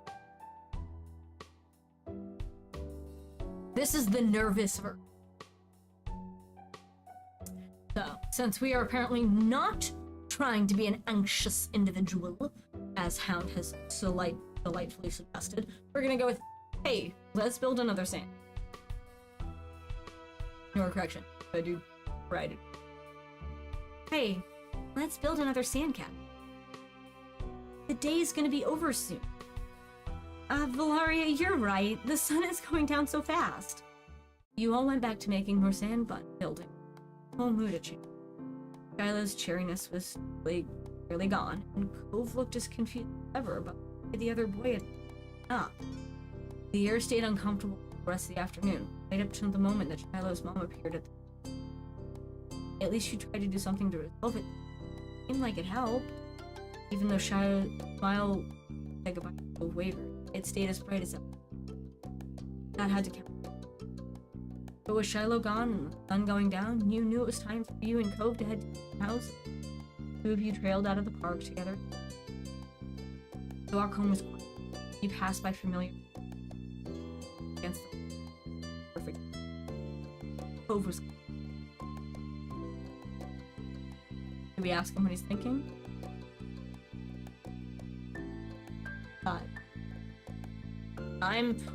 If you want to go older, add all, older sibling mentality. If you want. Poke him till he talks. Alright. You ask him what he's thinking. Something was definitely... You chose to reach out to him and ask. Hey, Cove, is everything okay? You're making a funny face. Oh, I was just wondering. Cove fell silent. Why'd Shiloh act like that when I said he was all... You were being rude. Shouldn't make fun of him. I don't know, that's just Shiloh. He gets embarrassed. You shrug at Cove with no answer. Honestly, he was being a bit... like... act.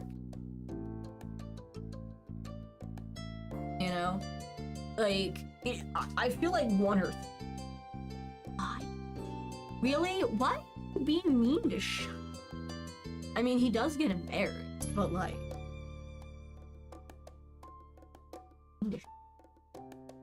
You not like the truth is not there. He gets embarrassed. Embarrassed, but I didn't say anything that bad. It might have upset him anyway. I guess I can get it. why he would do that. Sometimes I get really mad too. By seemingly coming to a conclusion of some power. Glaria, the truth. Huh? His gaze left yours as he dug at the sole of his shoe into the ground. He looked oddly vulnerable. Does my dad make you? I know he talks to an uncomfortable way, it said. That's the question. You liked banging folk. You didn't even have to think hard about it. You knew you did. Couldn't help feeling guilty. Ghost and Bill didn't know what happened. You can actually tell him, or you can just keep it secret forever. And just, you know, because if you do actually enjoy spending time with him, nobody's making me spend time with you. Your dad does do stuff to hang out with my family, but Shiloh shouldn't have said that, which really mean. And you decide to tell him about his dad offered money. I've done this one but honestly, if you enjoy spending time with him, then at that point, nobody is making you spend time. You know? Nobody's making me spend. Eek, wrong button. Both shoulders relaxed. Hadn't even noticed that he had. Yeah, that's what I thought too. Anyway, I didn't think you were pretending. I just wanted to make sure. Guys, thanks for telling me. Your throat tightened. It was hard to make Ko's earnest gaze again, keeping secret. You're welcome. By now, the two of you were on the sidewalk at the house. It was time to part ways. You can hug him. You can hug the small child. Do we hug the boy? You can say goodbye and wave. You can nudge his shoulder, or you can just hug the boy. Well, if we want to be an extrovert, I feel like the hug is the appropriate answer. Very, very sociable, very, lovey. I come from a huggy family, so I enjoy hugs, so. You stepped forward, wrapped your arms around him tightly. You turned your head, resting your cheek on his shoulder. Ko stood there awkwardly with his hands at his. He wasn't much of a hugger. You didn't get the impression he was unhappy. Bye, Cove. See you tomorrow. Yeah. Bye. You pulled away, then jogged towards your house. Oh, he probably feels like the, most special boy on the whole, this side of the planet. When you looked back, you saw Cove making his way home. As if you felt his eyes on him. Ground, he waved. You still felt a little unsure with what you were supposed to do about the field Cove's dad had on. You didn't want to say something bad or something you shouldn't. You had no idea how Cove would take it either. It would be terrible if it made him feel bad. But if he didn't want to play with you, you might change your mind sometime. There was always tomorrow after all, but for now, it was definitely something. With a final look. And that's what a moment is. That's what, all the fun little moments are. All right. 1 through... We have any, suggestions? 1 through 10, except for 4. Otherwise, I'm just gonna see if I have dice. Worst case, I have a dice roller, but I have dice. I mean, I have to.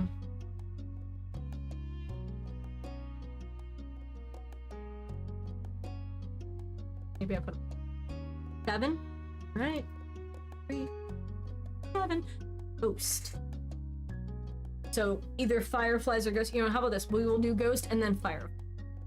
Actually.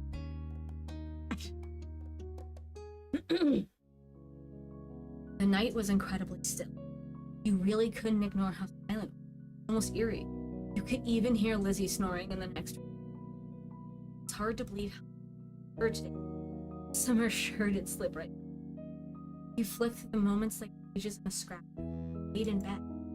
The only ones that stuck all seemed to include your new neighbor. It was funny how you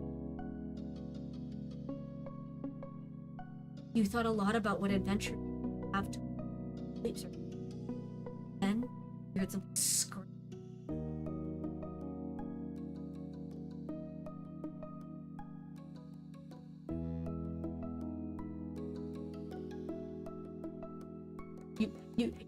You get back scratched on jaw. Look, I'm trying. I try to... It wasn't that uncommon for the wind to push a tree branch against the ground. Summer breezes were the worst. The more you tried to ignore it, the less. It was like something was trying to get your... You lifted your head off the pillow to get a better look. Nothing. See it. We go back to bed? Do we Scooby-Doo this? I'm here for Scooby-Dooing. I'm Scooby-Doo. Gotta Scooby. I love it. It's such a...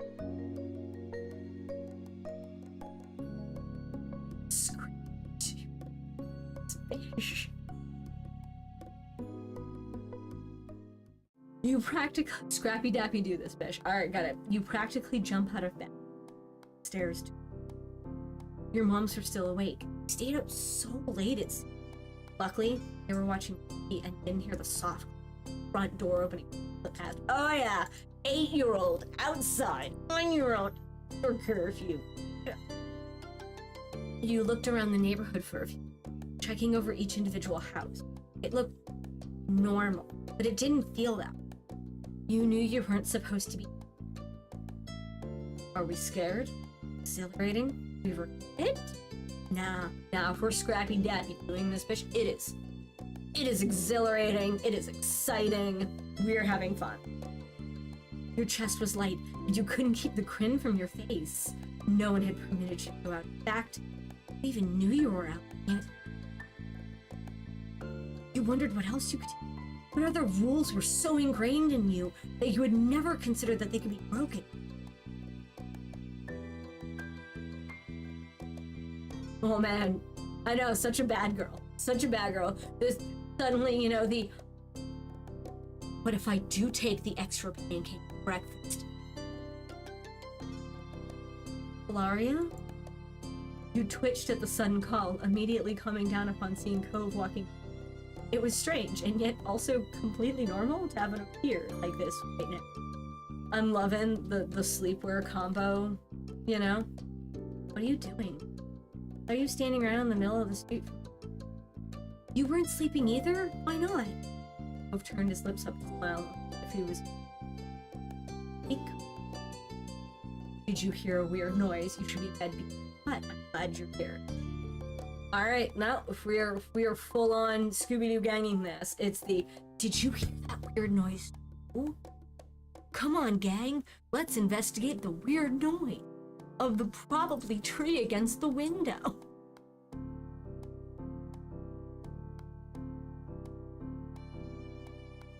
You could tell you hit the nail on the head by his eye. Yeah, you knew? I heard it too. That's why you came out, huh? Cove hesitated down the street before his awkward. Did it scare you? No, or a little? Are we scared at all? I mean, we were exhilarated about being outside, but that doesn't mean we're scared.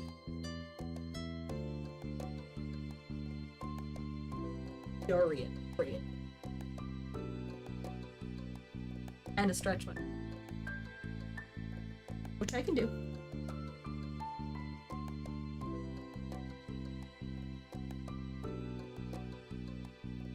Moomy in the tree with the club and would have gone away with it if not for you meddling kids. Yeah, that doesn't answer, you know, the idea about how, you know, potentially scared we are over the idea of, you know, being outside and hearing a strange noise. Like, I feel like maybe a little bit scared, you know? I'm definitely not gonna say completely unafraid, because you still have to, you know, put yourself in the mind of an 8-year-old, but I could definitely see an 8-year-old trying to, like, walk up a little bit and be like, I mean, a little bit, you know? I had no, as an 8-year-old, of course you, I mean, I can't say jumping time, but me too. Feel better that you're here. Me too. The two of you delicately smiled. Cove even chuckled a bit. It was nice that both of you felt the same way about it. I was kind of wondering if it was the wind, but it's not. it's a person? What if it's something that's not a person? Unsettling noise suddenly burst through the air. Cove. You were about to agree with him when the noise came yet again, tearing through the stillness. The two of you rapidly looked around, trying to find the source, but to no avail. There was no sign of an answer to this puzzle. You thought, it has to be. It could be enemy. No, hold on. It has to be a ghost gang. Invisible, creepy thing luring children from their beds? Had to. You were torn between the curiosity of discovering what the noise really was and being scared enough to want to run straight home and hide under a bed cover. When you and Cove locked eyes, it was like speaking without words. Your mutual anxiety had it. Hey, can you tell me where it's coming? Can you tell where it's coming from? Not really. Hey, then we'll have to look some more, somewhere else. Maybe we'll see something. Okay, let's go. You clustered together as you walked the familiar streets of your neighborhood, drawing strength from it. Shadows cut corners, and you didn't expect them, hurting the features. The noise came again, shrill, hard. It set your teeth on edge the way it ground through you. Cove's throat bobbed, eyes glistened, dim light. Do you take a deep breath to calm yourself? Frozen, do you comfort him? Do you offer him your hand? Do you hold him?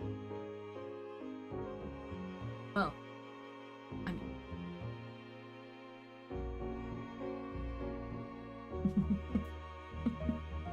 I feel like this one is peering. So we're not supposed to be a super anxious being. We're gonna avoid that. This one is a little too like hyper focused for me because I'm a very so I feel like 2 through 5 is where we're 2, 3, and 4 are where we're. So are we calming ourselves, comforting him, or are we holding a small? Well, we are also a small individual, so at least the hands would. Let's go with it. You really wanted to be there and wanted to show that. Your hand was left cake.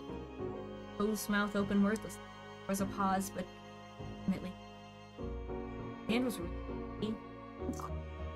You were scared too, but being able to comfort Cove was important.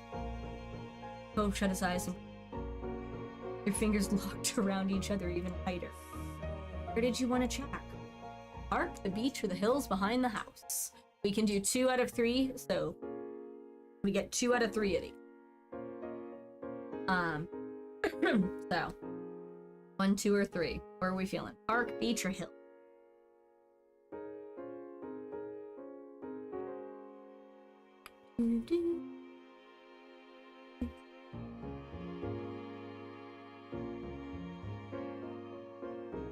Park or hill? Alright, since we can do 2 out of 3, start with the hills, and then we'll do the... That covers the 2 that... You and Cove ascended the hill, but only by the stars in the sky. The wind rippled through the grass, ruffled your hair. Without the sun's light to translate what you were seeing, every bush in the hill, like a creepy figure, a towering monster. The noise was just as loud here as it was. Just a little indication. But you kept going. Ran away or you snuck back to your neighborhood. Oh, this is Scooby-Doo. We're gonna go forward. You couldn't stop when you had already gone so far. You had to find out what was going on. The top of the hill was an excellent vantage to survey the town from. Everything appeared normal. There was no out-of-place sight pointing the answer to the mystery.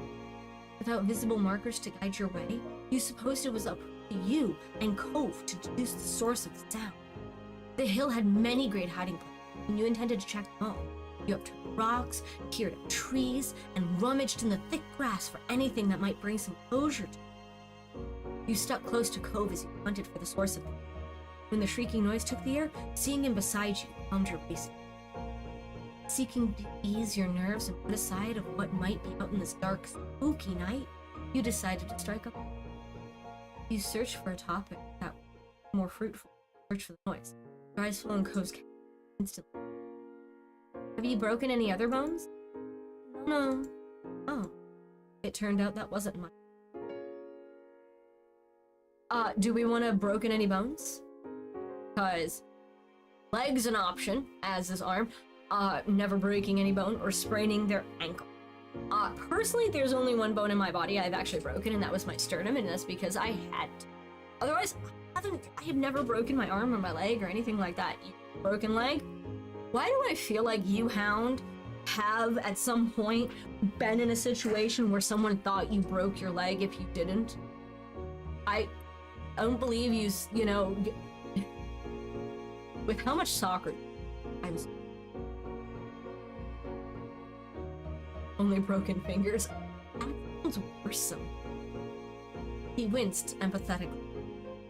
Really bad. I'm okay. That put an end to your injury, but Ko's calmer mood alleviated atmosphere.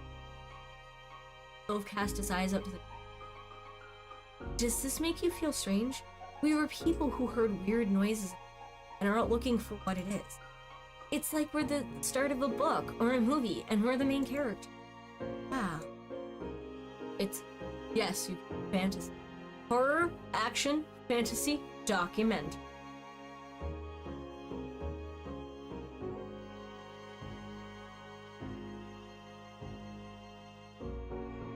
They are the main character. For a fantasy, fair enough. The world they found outside looked just like their own, but it wasn't. They had stepped into another dimension without even knowing. Really? Yep, it's a dimension where everyone has been cursed to sleep until the monster making the noise is defeated. We're gonna defeat the monster. We'll find magical swords that we can defeat the dreaded beast with one blow. Well, whatever the noise was, you were confident you would establish that it was not coming. Once you were satisfied nothing out of the ordinary was to be found in the hill, you considered your next step. You'd figured you'd check the park. Private playground was as empty as ever. You could just about hear the mysterious sound if you... But it had simmered down to a whisper. Cove was practically shaking when he realized it had far enough to reach them. He swallowed hard, faced you with a determined face. My dad says, good detective work starts at home. He watches a lot of crime.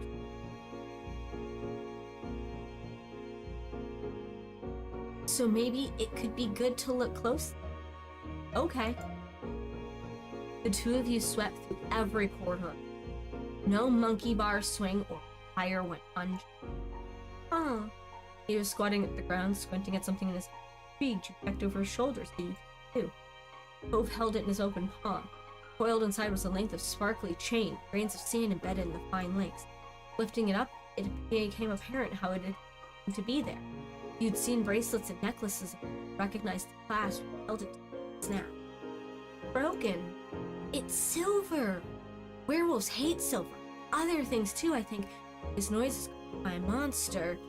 We can protect her. Oh yeah, going full fantasy with this, you know? Come on, 8-year-old imagination, let's have some. You know, we can totally protect ourselves with a broken, maybe silver necklace that we found in the park. Come on, us. We can protect ourselves. Yeah! He flicked the chain as if cracking a tiny whip. I wonder if there's anything else we could use. Both considered this. Should have grabbed some garlic before. His frown evolved to well, probably wouldn't have worked. Dad doesn't have real garlic. He gets fake. It's little flakes in a jar. Not real balls like you have to cut up like Mom used. It's still real garlic, just already chopped up. Flakes might be easier to use. Can't taste as good. We don't need it anymore. As someone who buys the pre-minced garlic, it's still real garlic. It's just already chopped. Alright. Pre-minced garlic has saved life. It's still real garlic. It's just already chopped up. Maybe... From his begrudging tone, you could tell he was still firmly on the side of fresh garlic. Where have I heard that? Oh, wait. You had exhausted all the possible places to search in the park. Straightening up, you mused over your... It's gone. What? Then you realized it. The noise, which had grown fainter and less frequent during your search, had died off completely. You and Cove shared puzzled looks, but neither of you had an answer. Caused the mystery sound, or made it go away. A yawn crept up in you. All the excitement had you forget it was. Go home. We're not gonna find anything. The night was still as you walked home. None of the usual background noise. Eerie whistle from the door. Hear every step. And Cove made off like that. You and Cove made like a cough in a movie. Two of you came to a halt outside your front door. Never before it had looked so ominous. Sneak back inside. You sneak out a lot? This is the first time? Not really? Lots.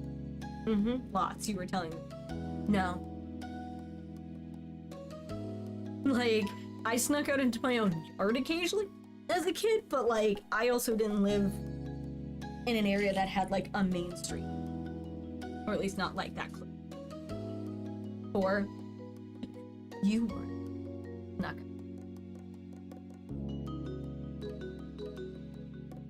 Or are you just making me a bad girl? You know, bad girl, you know, lots, you're telling the truth. I like being out. Me too, it's not a big deal. He looked at the ground sheepishly, like recalling how frightened he'd been up until just recently. Usually. Are you worried about getting caught? No. He was so forthright that you believed it completely. But your dad, when you get mad or sad, you... Never. Oh. You encouraged Cove to see more positively, you sympathized, you stayed out of it, or you didn't know how to react. I mean, I could see these two being the extroverted side of things, you know? I personally am the person who tries to encourage it to see it more positively, like he's just trying to make you excited over like the fact that he knows you didn't want your parents to split up. He knows this. Like, but he's trying to make the best out of a bad situation. He's trying to make lemonade out of lemons, so you know what? Maybe. Your dad's just worried about you. He cares. Doesn't matter. He's the one making it worse. Alright, I'm going in. Okay, good night. Night, Cove. Thanks for coming with me tonight. I'm not sure I could have done it by myself. I wanted to go with you. You beamed it. You turned the doorknob as slowly as the clock's minute. Holding your breath, Elto clicked the lock. It opened. And all that happened was... When all that happened, or other than the blaring alarms, you melted. Back inside your house, you were surprised to find your mom still watching TV. Weirder still, it looked like they were on the same show as they were watching before you left. Yet you were positive you'd been out and seeing. You could use their distraction to your advantage. If you could just get up the stairs, you would be safe and efficient. Get there. You sneak, walk in the house nonchalantly, or just come clean. We've done this before. We sneak. Tried to sneak. You hugged the wall as you delicately around the perimeter of the room. It was a valiant effort that any spy would have been proud of, ripened until the moment when you tripped over a power cord. Hello. Valeria?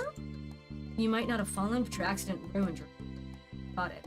They abandoned the couch of their show to hurry over. They were still in a state of surprise. Important trouble.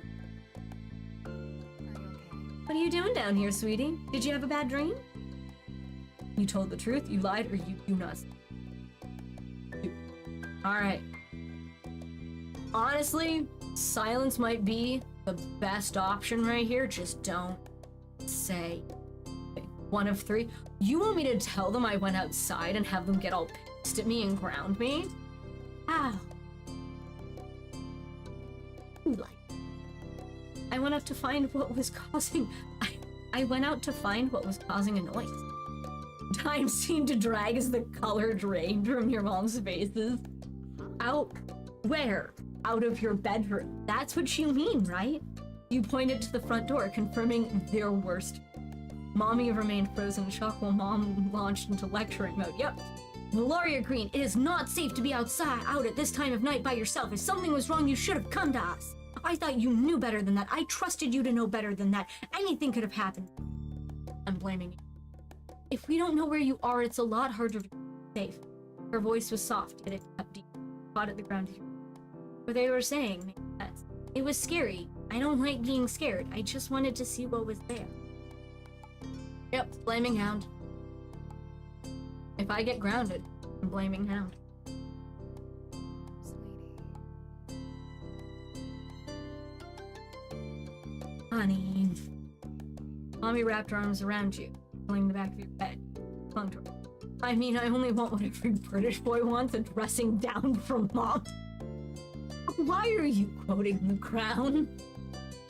That doesn't make this better. You're brave for facing your fears, but you need to be smart too. It was scary because it might possibly have been something dangerous, right? That kind of worry is something you should tell us about. Okay. Mom shook her head with a sigh. Let's get you back in bed where you belong. Right, and we'll have a talk about this in the morning. You pulled a face that had that, but didn't protest. All things considered, they could have been. Once your moms had left, you turned over the night's adventures in your mind. It's still hard to believe that you really done. Sure, you were gonna get a talking to, but it had been a night that you'd never forget, for better. You hoped that COVID got home okay. Though we hadn't been worried, wriggling down deeper underneath the sheet, your thoughts turned to the unsolved mystery. You and COVID only just began to scratch the surface. Maybe you'd solve it, and maybe you wouldn't, but what mattered was that you'd shared the experience. You were still so energized by the night's excitement that you tossed and turned in bed for some time, thinking up theories to share with Cove when you saw him. Sleep eventually claimed you. The adventures merely resumed in your dream. In the morning, the lecture continued, but ultimately your moms let you off with a warning. It had been a pretty unusual circumstance. You later learned that Cove didn't end up getting in trouble for the escapade. It was unclear whether that was because his dad should him or if Cove got away. As for the sounds that started this all, the adults around were convinced it was nothing. For your imaginative mind, that wasn't nearly enough. How could they accept something so simple? Maybe it make more sense. Alright, and as politely requested prior, 5, so we're moving straight into Fire. We have seen both non-DLC and DLC Firefly. Alright, tonight we're catching fireflies. At this blunt declaration. Looked up from your macaroni and cheese. Yeah. Fireflies were a familiar sight over the sky, coming out on warm nights to the sky. Tonight was particularly balmy. You knew there were bound to be a ton of them. Oh, are you? Yeah. You started eating faster. You looked over at your moms. You around the place. Do we want to be the, excitable small child who knows they're gonna, pick fireflies? I didn't realize, yeah, because you can't see faces. We can see faces. I'm dropped. Better.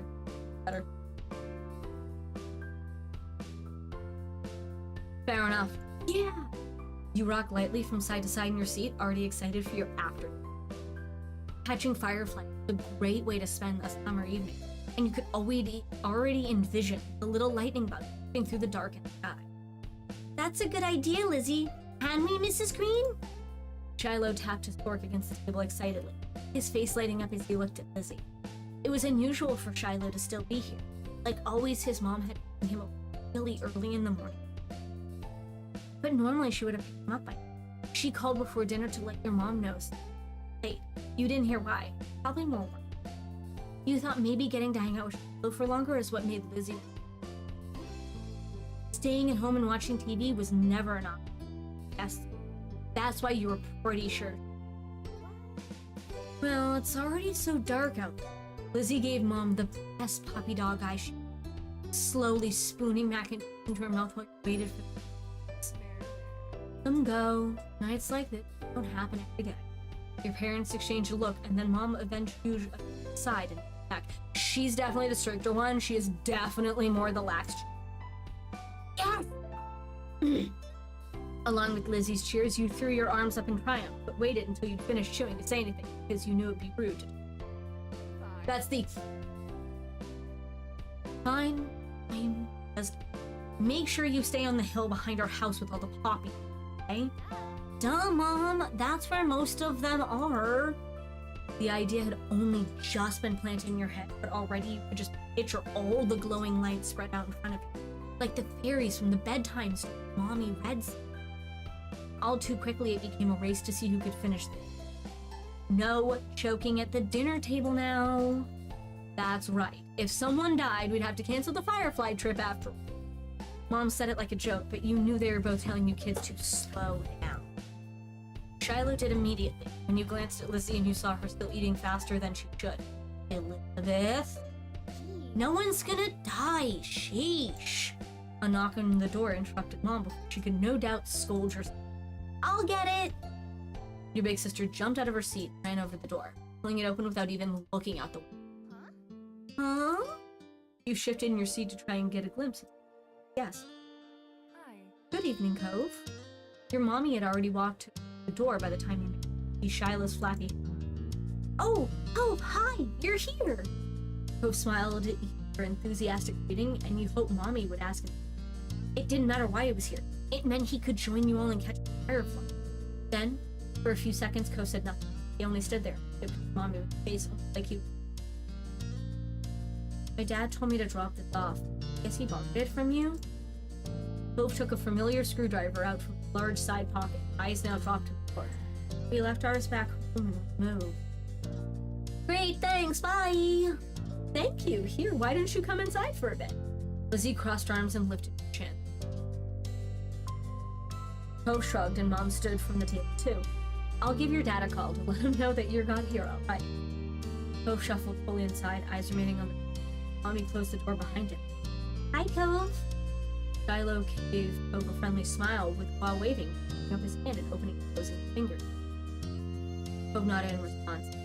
Cove, are you coming to catch fireflies with us? You could come outside. I say no. Dude, you got it. I catch fireflies. Cove, are you gonna catch fireflies with us? You could see Lizzie eyeing you for mentioning the excursion to an outsider, but she'd get it. You hoped Cove would say that way, you wouldn't be the odd one out with Lizzie and Shiloh. I can do that. I've never caught one before. It's too bad he didn't have a chance before. The fireflies weren't out when he first moved in, and there must not have been anywhere he used to live. We can't go until after. After she pointed this out, Lizzie walked back to her table and took her seat. There wasn't much left of it. Since this was fairy trip, you decided to finish up your own stuff as well. Go step closer, hide what was on the menu. Have you eaten yet? Yeah, my dad and I ate earlier. What'd you have? Eggs. The clipped, one-word answer seemed to discourage Shiloh anymore. His eyes slowly wandered back to the last scraps. Her phone call with Cove's dad must have ended because your mom came. Okay. Cove, your dad said you can stay for a little while if you'd like, but he's going to come get you before it gets too much later. Or... Oh, fun. This will be so nice. As you polished off the meal, you hoped it would. 3 of you all finished eating shortly after, and Lizzie led the way inside. Remember, don't stray too far. It's fine, Mom. Shiloh trailed so closely after he was nearly stepping on her heels. Both hesitated at the door. Coming? After a moment. Bye. Bye, children. The 2 of you were a good 10 or 15 feet. By the time you walked out, you pushed the door shut behind you, watching their figure get farther. You're so slow, Valeria. We don't have all night. You started to run when you heard Lizzie's voice calling you. Paused when you saw Cove still walking back space. Are you? You tugged him along. You walked with him. You waved at him. Hurry, or you ran off. Oh no, we are grabbing him and pulling him with us. Let's go, shy little boy. You don't get a choice in this situation. You get to be. You tugged him along. Let's go! You reached out first for his cast arm, and corrected yourself and grabbed his other instead. He stumbled a bit at your pull, but went along easily enough after he got his balance. When you arrived at the hill with Cove and Crow, your eyes widened. Beautiful. There were a lot of fire, glowing against the backdrop of the dark sky. Lizzie was already standing at the top of the hill, and Shiloh was running around near the middle.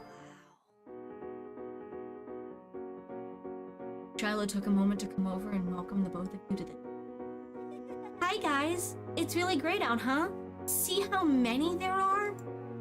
Yeah. A firefly danced through the air, landing on the sea. A giggle you and Shiloh could giggle you quietly looked on you, Bugway. You and Shiloh. Covering your mouth with a hand, the sound escaped you and both looked in confusion. What? You gestured. Up, firefly darted away. Cove jumped, and then followed after the glow. Oh look, Lizzie has one! That's amazing! Shiloh ran to the highest point on the hill, making sure not to lose his hat or backpack.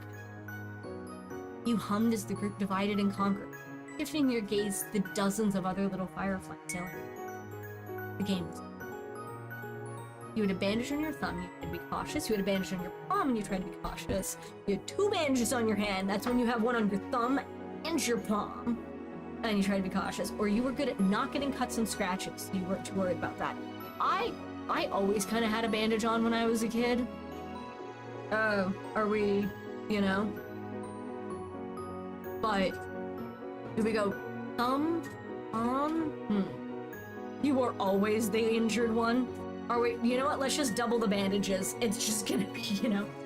Spotting one close by, you approach with assassin-like stealth, crouching down to make you seem, like less of a threat. Slowly, dragging one foot in front of the other, crept up towards it, arms outstretched. You close your hand around the glowing little orb, careful not to crush it. The firefly landed on your palm, almost docile. You stared down at your prize. Its tiny legs tickled your skin, and you giggled at the sensation.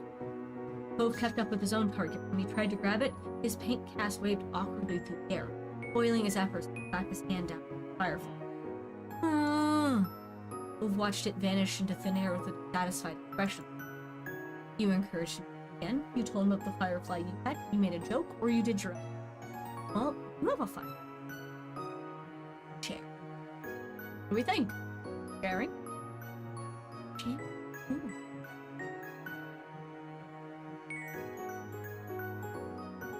Yeah. Firefly. Hey, want to see the one I got? Cove gave one more look in the direction lost before coming closer, staring at the insect still crawling across your face. You held out your hand and he leaned closer, widening it to the bind. Cove remained hypnotized by the bug as he inched his hand closer to you. Ultimately, he set his fingers lightly over the top of the ones you were holding open.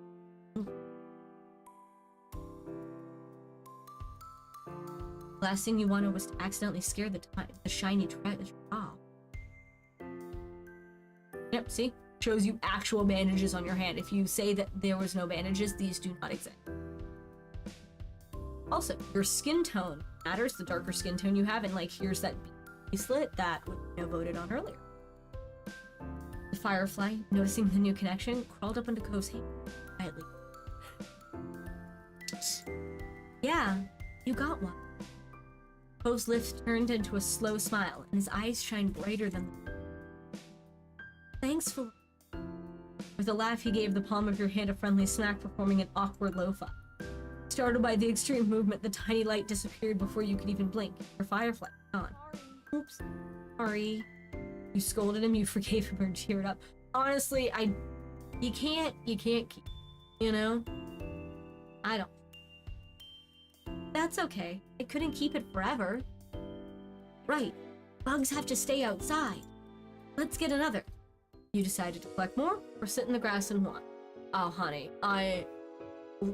you run up and down that hill, whoever catches the most fireflies was always the winner.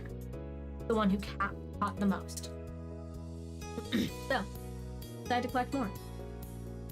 Uh-huh, we can work together. His face broke out into a wide grin. We'll get a bunch. With renewed vigor, you ran out onto the hill. You're not sure how much time had passed. You were in the thick of it.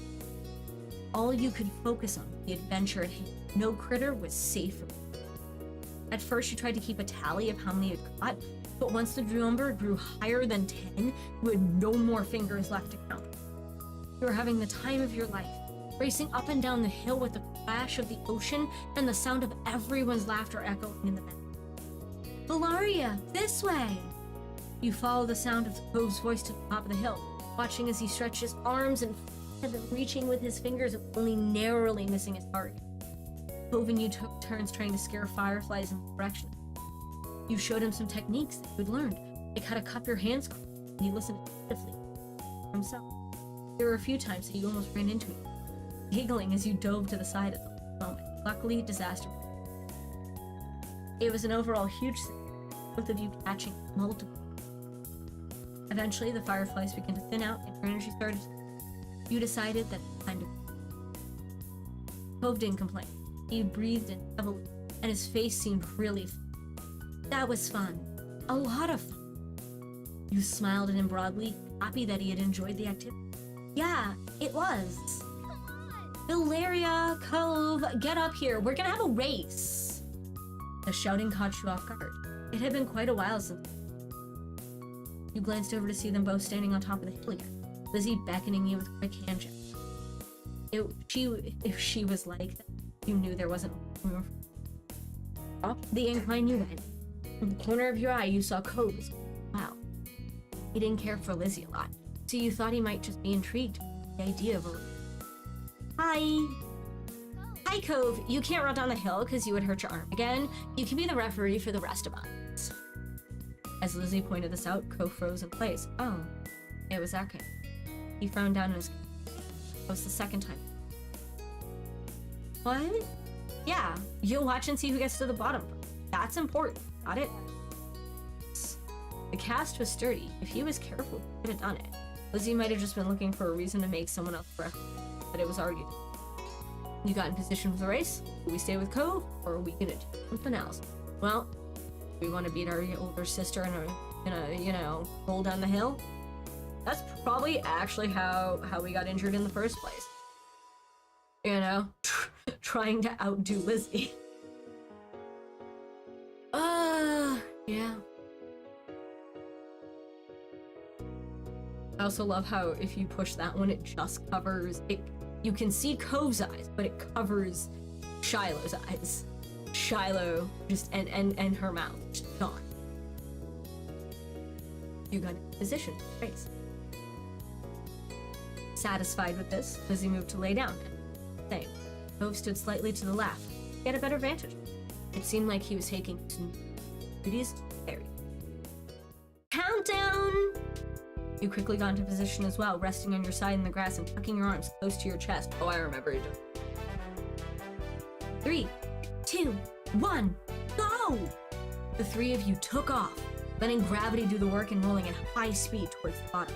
You squeezed your eyes shut, a delighted laugh leaving you, and consequently allowing for a few blades of grass in your mouth. Yep. That too. You sputtered, reaching up to wipe them away. It threw you off balance, sent you careening sideways. Oof! Everyone started too close together because of the slight turn made you, then Shiloh, then Lizzie, collide into a heap. You tumbled down the last few feet in the pile. Shiloh's elbow ended up in your stomach, and you're pretty sure Lizzie's hair was in your mouth. You would survive. Perhaps it wouldn't have been safe for COVID. You could hear him laughing in the distance. When you opened your eyes, you saw the starry sky above, and Coastal on top of the hill, staring down at the three of you with a look on. Hey! Cool crash. I think Shiloh was the first one at the bottom. That didn't count. We need a redo. Kids, it's time to come in. No! You sighed, not knowing if it was from contentment or exasperation, and closed your eyes. It had gotten late, and it was beginning to feel just a bit chilly. You made your way up the hill, but the cold in the air dampened. The four of you walked back home together side by side down your neighborhood street, discussing the evening, each person trying to prove that they were the one who caught the most fire. You knew that whoever really did catch the most didn't matter as much anyway. All that mattered was that you had all had a good time. but judging by the smiles on everyone's face, you did. All right, we have 1, 2, 3, 6, 8, 9, and 10. We could do a second DLC. At which point that would be 6, 8, 9, or 10. What are we feeling? This one's called Sleepover. There's like this. The problem with this is there's like you got to see everything. So let's see. We have done Firefly, Sandcastle. This one is one I actually like to kind of away. There's a bunch that are. There are some that are actually decently long. So nice. 6 or library or runaway. Wait, no. So that'd be barbecue. Barbecue or library. Let's go with library. Library. Every year, the Sunset Bird Memorial Library held a summer reading. Your moms and Lizzie were big fans of it. Mom and Mommy because it encouraged reading, and Lizzie because she cried. When it came to what you thought of having to read a bunch of books and then going to the library with a competitive Lizzie, loved it, didn't care, or you hated it. I was a reader as a kid. I loved reading. I loved when the libraries held those kind of competitions. I loved every second. So you know what? You love it. Each time it had been one of the highlights of the summer. Getting to hang out with Lizzie and Shiloh and learn new stuff was a lot of fun, even if Lizzie was super. You and Lizzie went with Shiloh before, and this year he'd brought Cove too. His dad had been so over the moon about Cove being included that he had driven all 4 of you. You had never been in Cove's dad's car before. It seemed a lot shinier. After herding the group inside, Mr. Holden gave you all a wide wave with the arm that had the sting right now. Have fun, kids! Stay inside of the librarians, you hear? I wish I could watch you in action, but your poor old dad has to finish up some work. Though, I'm sure that I won't get in your way. Heck, I'd probably hold you kids back. There's pointedly no reply from Cove's dad. I'll swing around when this shindig ends. Yeah, you can go home. Aw, you don't have to throw me out the door. Your sister, already in full competition mode, cut him off. For once, Cove looked grateful she was there. We have to go find a table, Mr. Holden. You can talk to Cove after, when we win. Okay. See you in about an hour. Have fun. Did I say that already? My advanced age is really catching up to me. Bye, Dad. Bye, son. The 4 of you watched him shuffle out of the library, glancing over his shoulder at Cove once. Bye, Mr. Holden. Thank you for bringing us. Thanks, Liz. I don't know what you're thanking me for. Are you copying shit? Distracted, Cove was already glancing around. Library. I want to go explore. What? I said I want to go look around and see what's in here. But the quiz starts soon. That's why we came. Wide at the first glance of conflict, Shiloh's eyes started to Cove. Then you can do it without me, right? You don't need a bunch of people. Didn't your dad say to stay with the librarians? You shouldn't go somewhere by yourself. Cove leveled an unimpressed stare at the both of them. As my eyes met yours. What are you looking at her? Hilaria is with us. Hilaria can come. Cove's idea is more fun. I'll stick with Lizzie. I'd rather go explore. I want to do the quiz like on a me level, but you know, but that's because you can actually you get free pizza. Come on, what 8-year-old doesn't want free pizza? All right, so 1, 2, 3, 4, 5, 6. Anybody got a preference, or are we saying the quiz sounds like a good idea?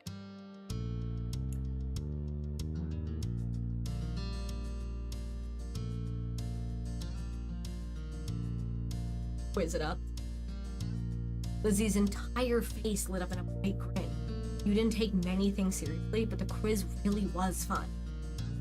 But Cove made one place you couldn't. Okay. Without another word, he turned and walked away on his own.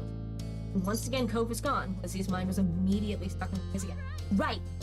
Let's win this one. I'll do my best.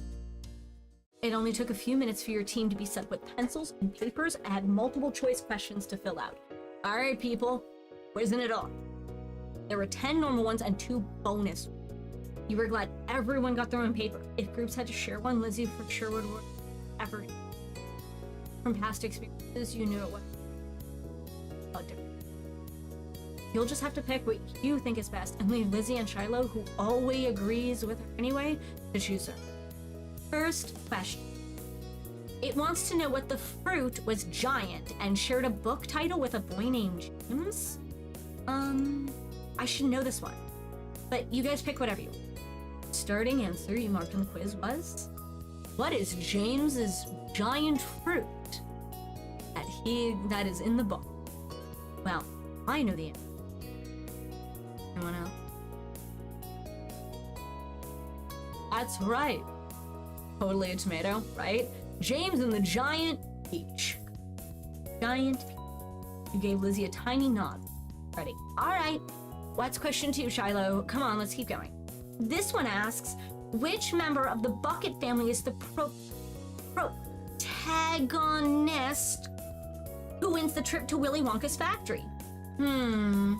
Shiloh quietly repeated the big word to himself all in one go. Maybe to make sure he got it right. Protagonist. That means the main character of the story. Thanks, you're so smart, Lizzie. So, who is it? Charlie. Valaria, right, Charlie.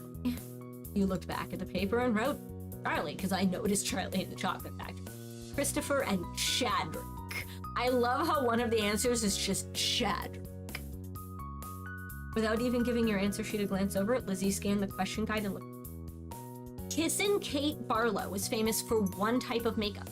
It wants to know which one it is. Nail polish, lipstick, or blush. Blush? But isn't that not makeup? It's a normal thing. You can wear it on your face too. It's powdery red stuff. Oh. I don't know this book. Who's gonna guess? Who looked at Jobson and picked? Her Kissing Kate Barlow. I mean, it's in the name. Kissing Kate. These are the only ones that go on lips, which is what you would kiss, with, All right, that's a cool name she's. With that settled, Shiloh took it upon himself to check out the next. Oh, I don't like them. Who is the mean green man who terrorized? The green man who terrorized Whoville. It means he bullied them really bad and was terrible. You know everything! That was a little funny since Lizzie says she didn't know something just on the last question. Did he not hear that part? Shiloh could be kinda weird. Without even listening to her eager audience, Lizzie turned to you and pointed at one of the options. It was the Grinch. Pick that one. Put your pencil on paper and marked the Grinch. Yeah, Grumpy and Greeny. You marked down the Grinch as the bully who picked on Whoville. By the time you'd finished writing, your sister was already on. Which of these stories was not written by Hans Christian Andersen? One of these is The Little Mermaid. That's an ocean.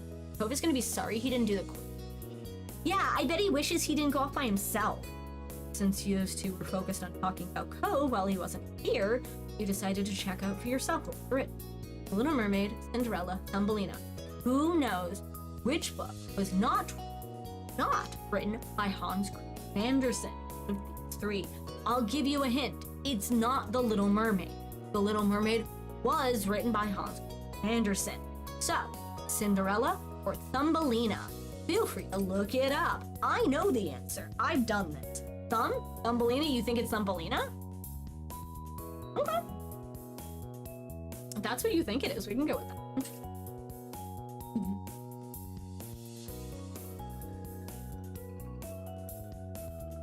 I know the answer.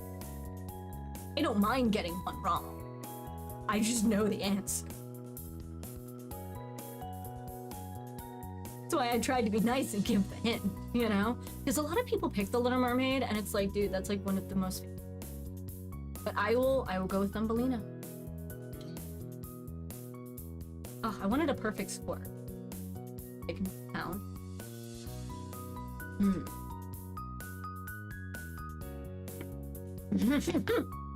Ignore hounding it a perfect. Yeah. Thumbelina was also written by Hans Christian Andersen. Cinderella was not. Cinderella was your choice. Okay, now what? Question 6, we're so far. Yeah, we're making good time. The other groups are probably still on like question 3. For this one, we just gotta answer, what was the name of the darling family sister who flies with Peter Pan in the first book? Joe. Sounds like Jojo. That's a good name. Your cat's name?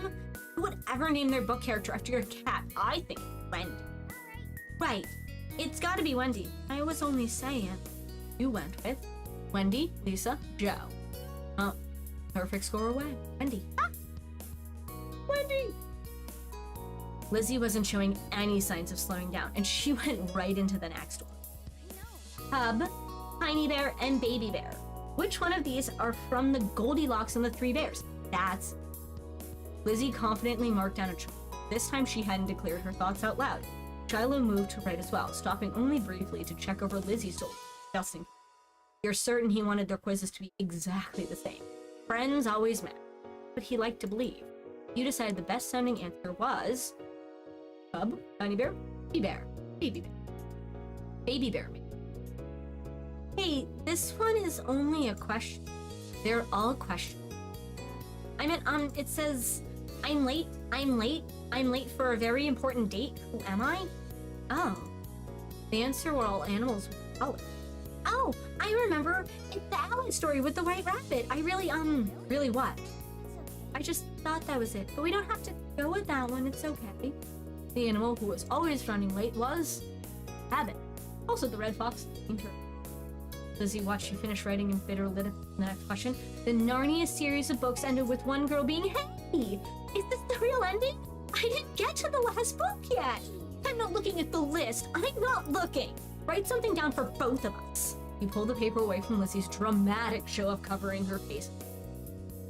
Out of the girls who visited in the books, the one left out of Narnia in the end was Lucy Pensieve, Susan Pensieve, or Polly Plummer. Well, we know it's one of the Pensieve girls, so is it Lucy or Susan? Honestly, I can't remember. I might actually have looked this one up. It's been a very long time since I have written this year's. Susan? All right, you know, we're gonna go with Susan and really hope it is that because I hopefully help. Serious type. She grew up, Peter was the first out.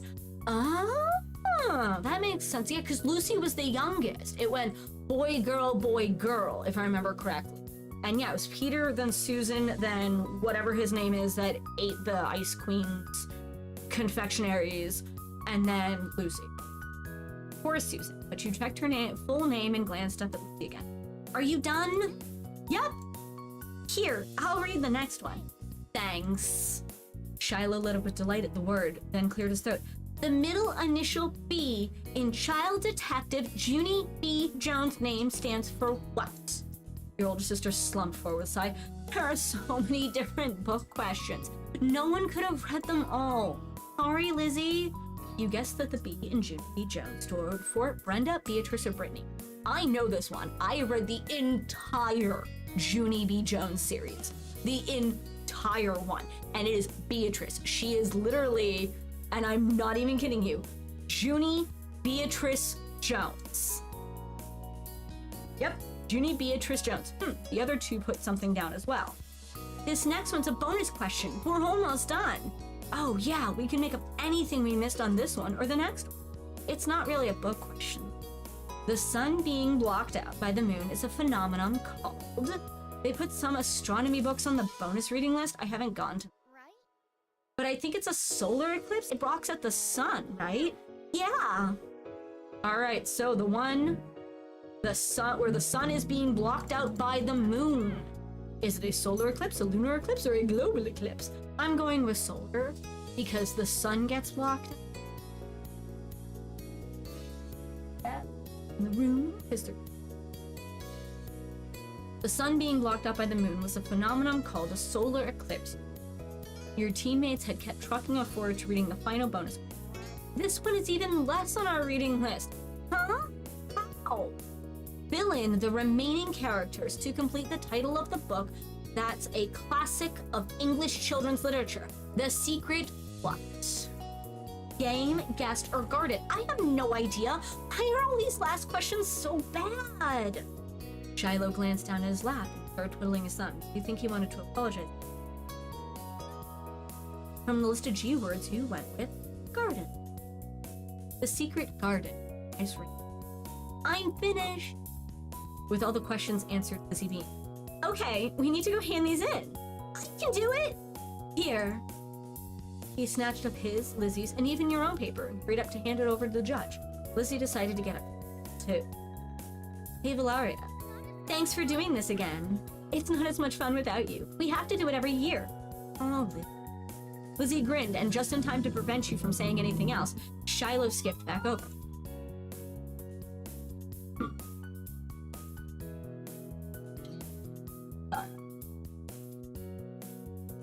All done. It'll be a couple minutes, sorry, but I asked them to come to us first. That's smart. Ghost Ab should be here soon. Yeah, he doesn't like to be late. As though he was a ghost, Cove suddenly appeared standing behind Liz.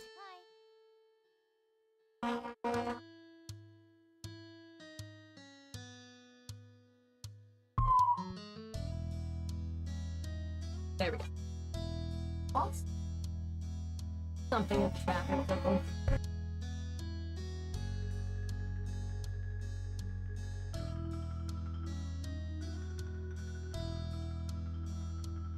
There must be something happening at the traffic circle because there's a whole bunch of ambulances and cops. That's for later me. Hi, Cove. I guess your dad isn't like the rabbit. When did you get here? He shrugged. A while ago. That one question about the classic book was heard it. Oh. Lizzie huffed, her eyes rolling to. They must not have picked that answer, and the revelation seemed to end the conversation. The four of you sat at the table, and now that you were close to the scores, Lizzie's mood had gone right back to just. She wanted to win something at least. You could tell that Cove was. Finally, the librarian came up to a table with a basket of prizes. Group 6. Congratulations, you did great, and one of you got perfect marks.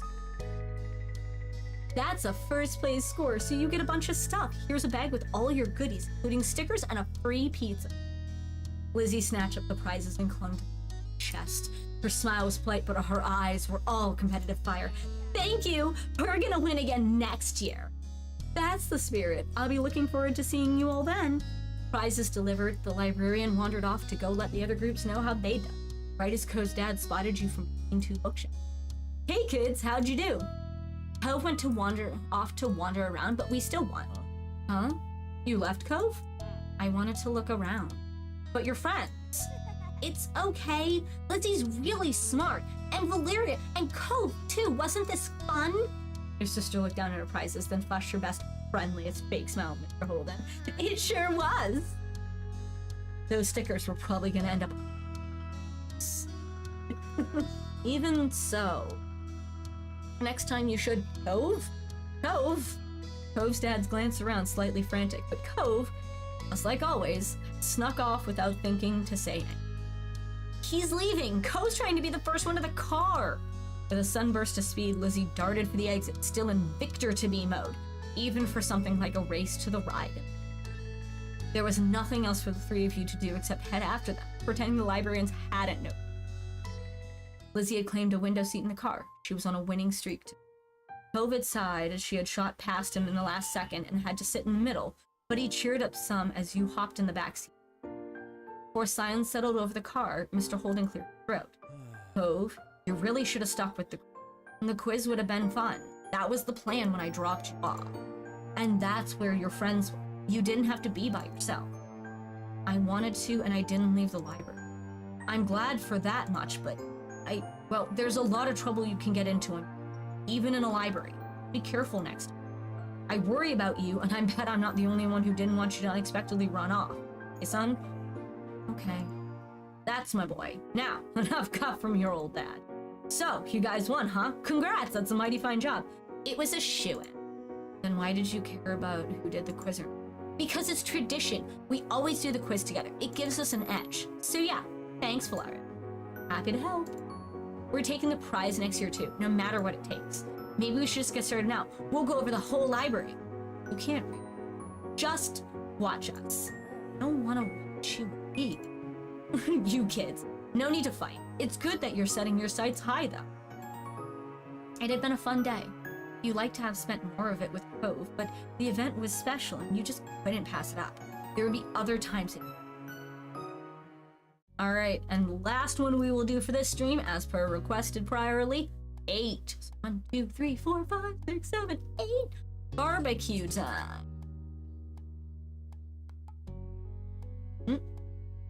Or do we have serious typing? Is there one that sounds more interesting? Like the long day? Shopping? But no, we'll do barbecue. You'd been brought along to the big park, which did an excellent job of living up to the park near your house with its lovely the park near your house with its lonely playground equipment wasn't even a quarter of the size of the expanse of green and trees that lay before you. As it was in the next town over and too far for you to walk to by yourself, you didn't get to visit it much, so you soaked up the environment. Another difference between this park and the one in your neighborhood was this one's had visitors other than you, Lizzie, Shiloh, and Co. It was the busiest you've ever seen it, thanks to a community get-together luring people in from all over the local area with the promise of barbecue fireworks. Your family and Coves were just two of many. What seemed like dozens of cars were parked up over and you would arrive. You saw Cove hesitate as he took in the growing gaggle of strangers. By your mommy, Lizzie bounced on the balls of her feet, barely containing her excitement. The crowd made you nervous. You couldn't wait for the fireworks. You look forward to meeting more kids. You'd rather have stayed home. Your tummy was already rumbling. Even if it was bigger, this park wasn't as back home. Oh man, me? Fireworks, girly. Hands down. Do we have any other thoughts, or are we just going for fireworks?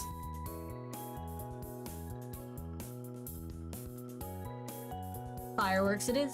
It was gonna be so cool. Mommy had told you that the people running the community event weren't charging for it, but she wanted to get something in return, which is why you had not been allowed to touch the beautifully iced cupcake we had carried on her lap during the drive over. It was a special treat. Every time the car had made a turn, she clutched the box tight enough for knuckles to much to F. Mr. Holden's contribution to the party was a huge pack of juice box, and it was tucked under his arm after being retrieved. You bet there had been no such dramatics around that cargo here in One Piece, but the boxes did lack the beautiful shimmer of treasured cup. Okie dokie, everyone all set? Should be. Cove, you put sunscreen on before we left? Yeah, I always do. You don't have to. Mr. Holden deflated. His attempt at caring for his son rebuffed, but he triumphed with a smile. Good kid. I don't want you getting burned or dehydrated either. It'll be a busy day. Don't think there's gonna be any risk on that second part. Mom nodded as the tables up ahead, laden with all kinds of food and drink. She was right, there was plenty to go around. The parents headed over with you, Lizzie, and Cove trying after them. A bunch of grown-ups were clustered around there, chatting, but you were more intrigued by what was able. Some of it was familiar. Chilled meat, sliced vegetables, big bags of chips. There was a lot you didn't recognize. Your mom had said that you weren't to touch the food until they said it was time to eat. You didn't see the harm in taking just a little. You wanted to listen to the rules, or you didn't risk getting hurt. Well, we've been a bad girl already, so like, I'm kind of here for like, you know, being that 8-year-old that takes a handful of chips and just shoves the whole handful in their mouth. I don't see. Be a bad girl through and through. If you could nab something and pop it in your mouth without anyone noticing, no one can be upset. You chose to grab tomato, carrot, cocktail sausage, ham, potato chip, or tortilla chip. Well, we could totally do the tomato from last, memory.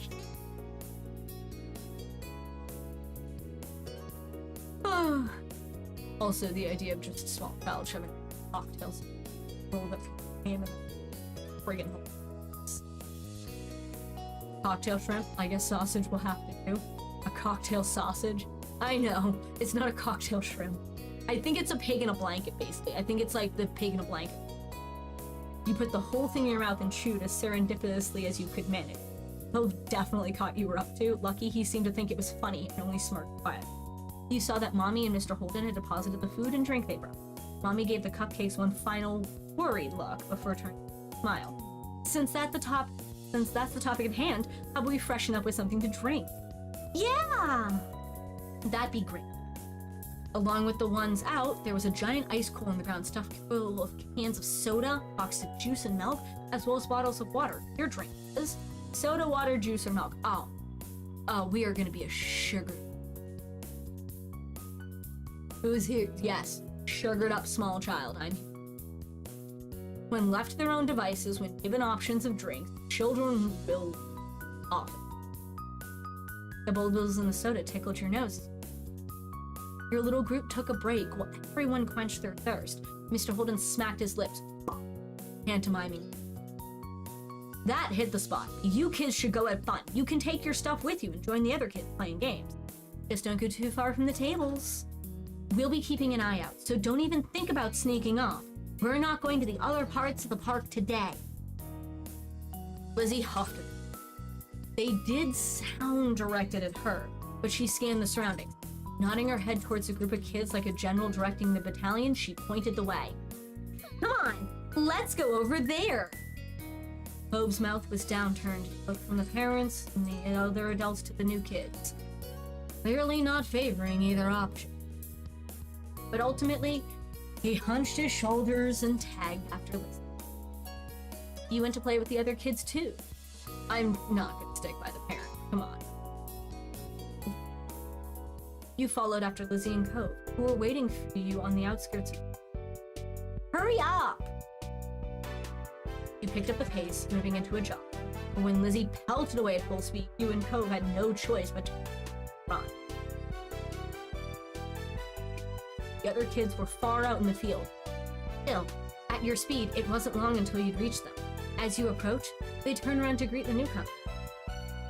Hi, I'm Lizzie. That's my little sister Valaria, the one with the cast as Cove. Hi. Cove simply lifted his hand. There was a chorus of hellos and names from the other kids. One of the kids looked to be about Lizzie's age, older.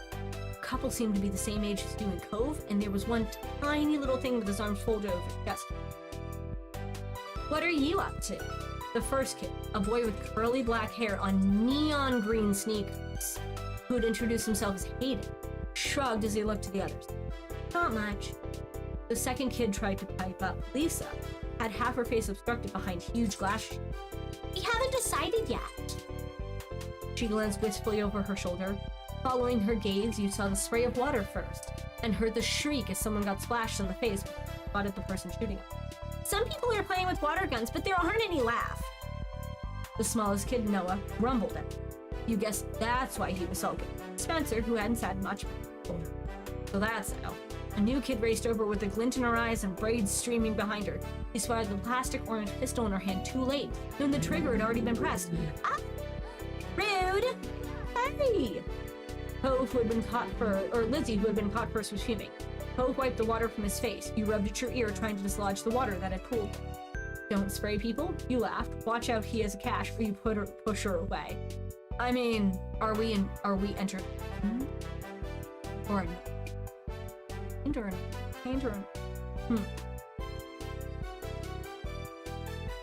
Enter. I feel like entertain is a better option.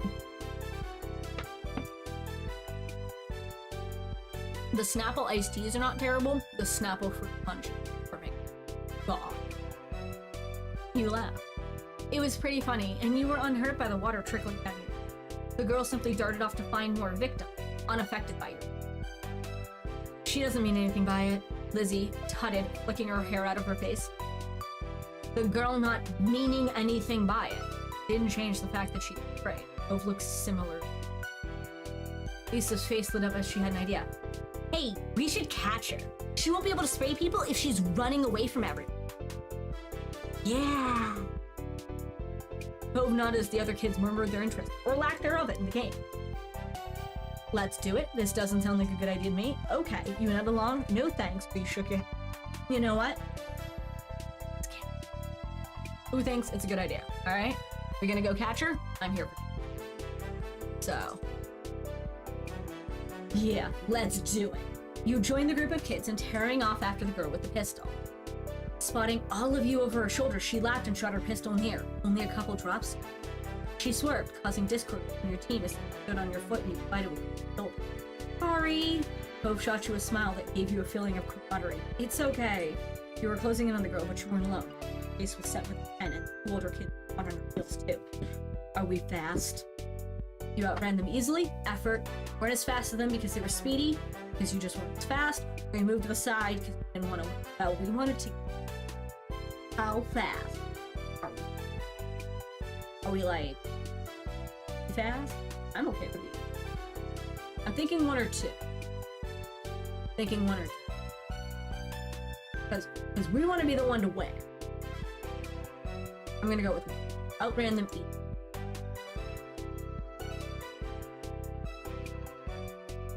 You rushed right to the head of the pack.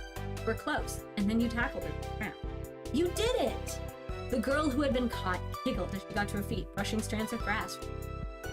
Smiling, came over to stop at your side. Lizzie whooped with delight, clapping her hands. The boy with the bright sneakers grinned. Hey, you're it now. Catch us if you can. Yeah! I'll do it. You won't get away from me. With that, you all dispersed, squealing and laughing as you tried to evade capture. The sour mood from earlier had evaporated entirely, replaced by a light and playful laugh. Several rounds later, when most of the kids had taken at least one turn as it, the scent of smoke wafted up your nose. Caught by surprise, you looked up and found that the brilliant blue of the sky had turned orange, as the sun had sunk down on the horizon. With all the excitement, you'd lost track of. Looking over, you saw people standing over the grills and poking them to life. It was nearly time.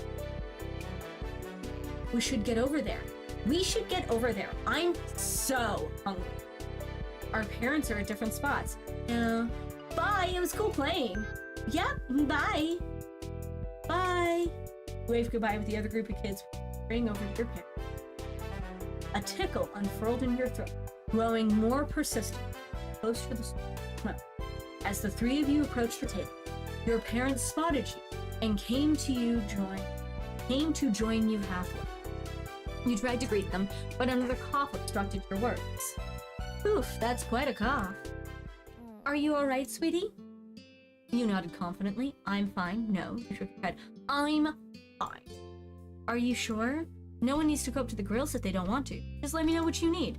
There was no response from the other 2. Here. I can get it myself, Mommy. I can do it. You marched over to the grills. Can you get it for me?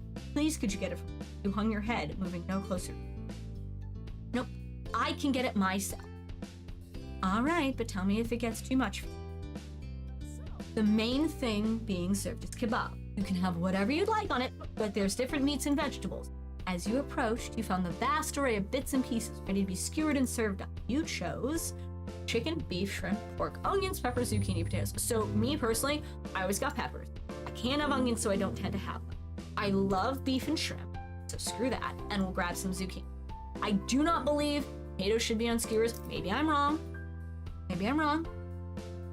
And honestly, if I can get steak and shrimp, I'm ignoring chicken. So, and I think 4 things is a good combo because I kind of like stack it nice. And I got veggies, so no one can bish. I got veggies. Sounds good to me. The veggies will be good for you. Order given, you waited for your food ready. Lizzie headed towards you, having issued her own request. Hi again. I heard what you ordered. I'm getting a chicken kebab with all 3 colors of peppers. Noticing that Cove approach, she turned on. What are you having? Why? Does it matter? I don't know. I was just asking. I'm getting beef and shrimp with all the vegetables. Lizzie hummed while valuing his response. That's okay, I guess, but chicken is definitely the better one. Then you can eat all the chicken. I'm going to.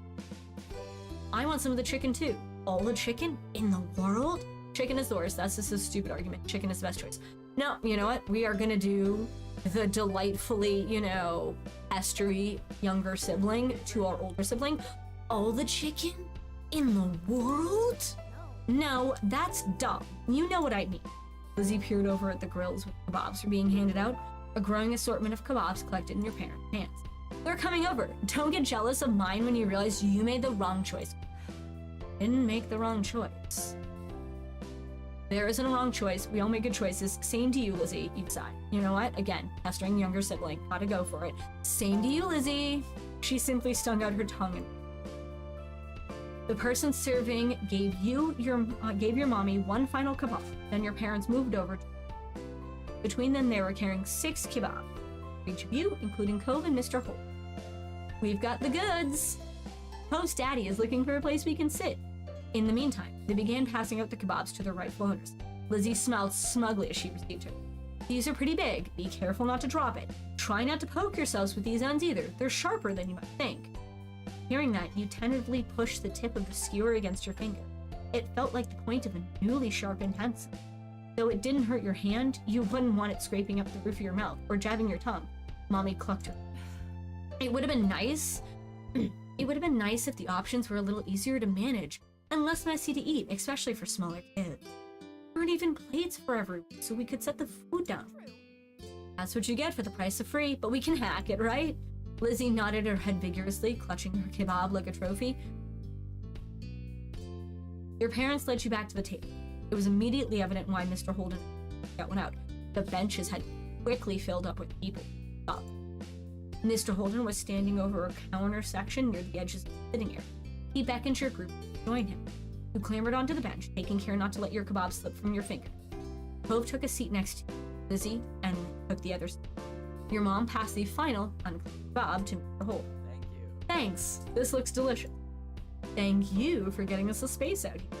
Everyone tucked into their feet. You gobbled it up eagerly, only partially obstructed by the awkward eating. Running around the other kids had helped you work up an appetite. Oh, and Hound, I don't know if you were listening. You kind of had to talk about it for a second, but if you are watching, they were kebabs for the optioned dinner, and I went with shrimp, beef, peppers, and some. Mr. Holden, what do you do? Well, I do a lot of things. Do you play golf? Only if you count mini golf. One look at Lizzie's stricken face. She did not. She can enjoy the occasional round at a mini golf place, but especially if she had an audience. Her sister took her passion. Even then, it's been years since I gave it a shot. Hope groaned at the feeble pun. Mom chuckled. You weren't sure if she was responding to the joke, Hope's annoyance, or Lizzie. Just as well. She'd be dragging you to the green every. That's because I've got dedication. You need a good drive or two to get far.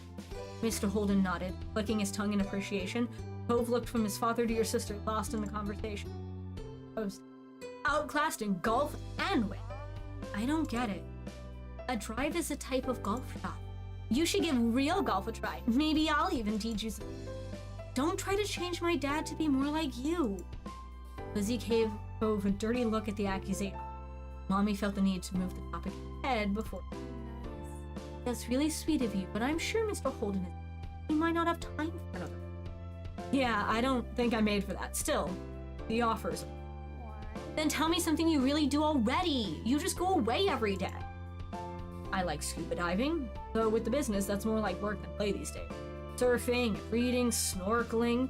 Those are things that Cope's like. Wow, good thing you live by the beach or you stay quiet. Those, well, let's see. I have known Cope for all of like, what, a month, let's say at this point, and I can guarantee the individual, if given the opportunity, would go scuba diving and surfing and anything dealing with the water with the way that he, is, so. Do we agree? Those are things that Cove likes? Yeah. Mr. Holden exaggeratedly puffed at his. What can I say? My boy's got good taste. He takes after his dad. The sun had been setting while you got your. By the time you'd finished, night had truly fallen. Your sticky fingers were the only remaining evidence. The kebab had been a great combination, more than the sum of its parts. Seasoning, choose every ingredient yourself, was what made it something to remember. Rising from the table, Mommy held up her water. Okay, now that food is gone, you've got to wash your hands. Laria, Lizzie, please hold them out. Lizzie complied, coming over and cupping her hands together in front of her. Mommy splashed some water on her fingers and Lizzie rubbed them together, working with the resin. Here. Mommy passed her a paper towel from her purse and Lizzie used it with her hands. Return, Valaria. Catch the water, grudgingly lift up her hands, I don't need to, or not move it. I was this kid where I was told to do something and be like, I have to walk. Oh, Anna, Yeah. Mommy splashed water over them. It was cold and you would have preferred not. You wiped at them with broad motions, getting the worst of the residue off your fingers. Nearby, Cove had taken his own course, wiping his hands on his pants and leaving a stain where his fingers had been. Mr. Holden shrugged. Let's clean that off, pal. He scrubbed at the fabric with a crunched. Dad, it's not that bad. When everyone was cleaned up, or as clean as they could be, with the limited faculty, Mom spoke up. Let's go make one last check at the coolers and restock on drinks before the fireworks show. No time! We've got to get a spot. Everywhere's gonna be taken. How about I go ahead and save space again? You can meet up with me in the field at the drinks. Then I'm going with Cove's dad. I'll find the perfect spot. Sure thing. I could use an extra set. Mommy shook her head ruefully at Lizzie, even more enthusiastic than glad to dance. All right. Me, Cliff, and Lizzie can go find a place to sit. Pam, Cove, and Valaria, do you want to go get the drinks? Okay. You nodded. Okay, I'll get the stuff we need. No, I want to help pick the spot. I don't want to get drinks. You considered your option. I mean, if you're the one who picks the drinks, you get the option of what drink you want and not just the option of whatever your mom brought you. So there is that. Water for everyone? Shh. You nodded. Just wait. As Mommy, Lizzie, and Mr. Holden headed off into the wide, open field. I'm at the beach, then saltwater for everyone. Open field where the fireworks were being set up. You joined Cove and Mom in returning the cooler where you picked up drinks earlier. Even as you approached, you suspected you wouldn't find much in it. Where it had originally been stocked to the brim, it was now half. The ice, which had cushioned the drinks and kept them cool, was largely melted, with only a handful of pieces floating like tiny ice. Slim pickings. The drinks that remained looked to be the bottles of plain water, but you caught a glimpse of something more colorful amongst them. Mom rummaged around the cooler, excavating a couple of juice boxes in the bottom in the process. Aha! Valaria, Cove, you can take one of those if you want. Perks of helping. Alright, we take a juice box or just water. I'm here for juice. You know what? Nah. Sure. Look, it's a day out. Box.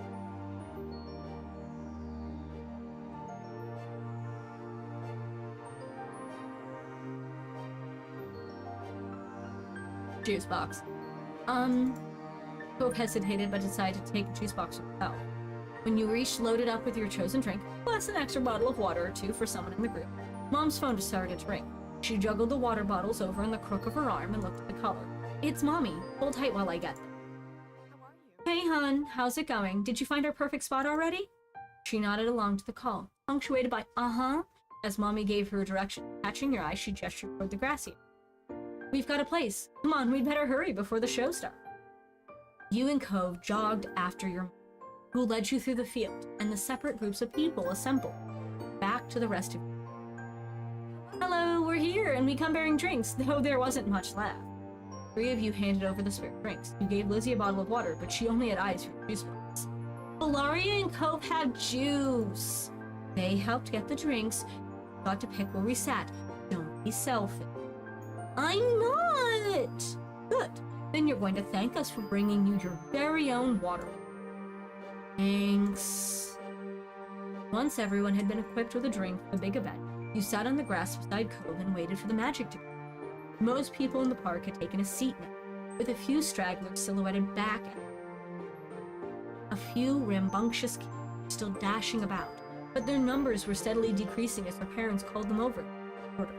Someone bearing a cardboard box weaved between the groups. Pausing every so often, you nudged Cove and pointed. What are they doing? Well, it looks like they're handing something out. I can't make out what it is. I hope it's not drinks. Mommy chuckled, but Lizzie and Cove were now watching the bestower of mystery keenly. Are they gonna come to us too? Mom softly put her hand on top of your sister's shoulder, as if she feared Lizzie might bolt over the stranger. Lizzie didn't even glance at her, eyes locked on the potential prize. I don't know. We'll have to wait and see. You were intrigued, or you didn't care? Are we intrigued by what might lay in a mystery box full of goodies? Yeah. We're intrigued. I would be. I'd be.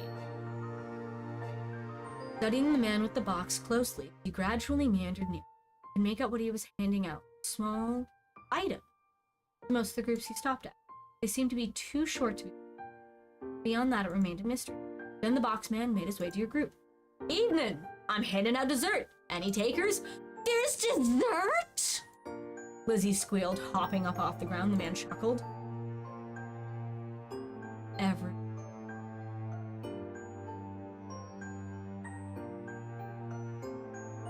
I'm gonna take that as a yes. Ice cream's on the menu. Vanilla flavored with either a twisted chocolate or strawberry syrup. Nice. None for me though. Same, but the offer's appreciated. I'm chocolate! Can I have strawberry? And a strawberry for me too, please. Now you're gonna have to make a decision. Chocolate, strawberry. Chocolate, strawberry. We're ignoring the lactose intolerant because I know for a fact the lactose intolerant people would be screaming one of the flavors at me because they'd eat it regardless of being lactose intolerant. So, chocolate, strawberry. The strawberry was always like weirdly like sickly strawberry, and the chocolate was more of like the chocolate syrup. I'm feeling chocolate. What do we think? One or two? I could roll for it. I know I have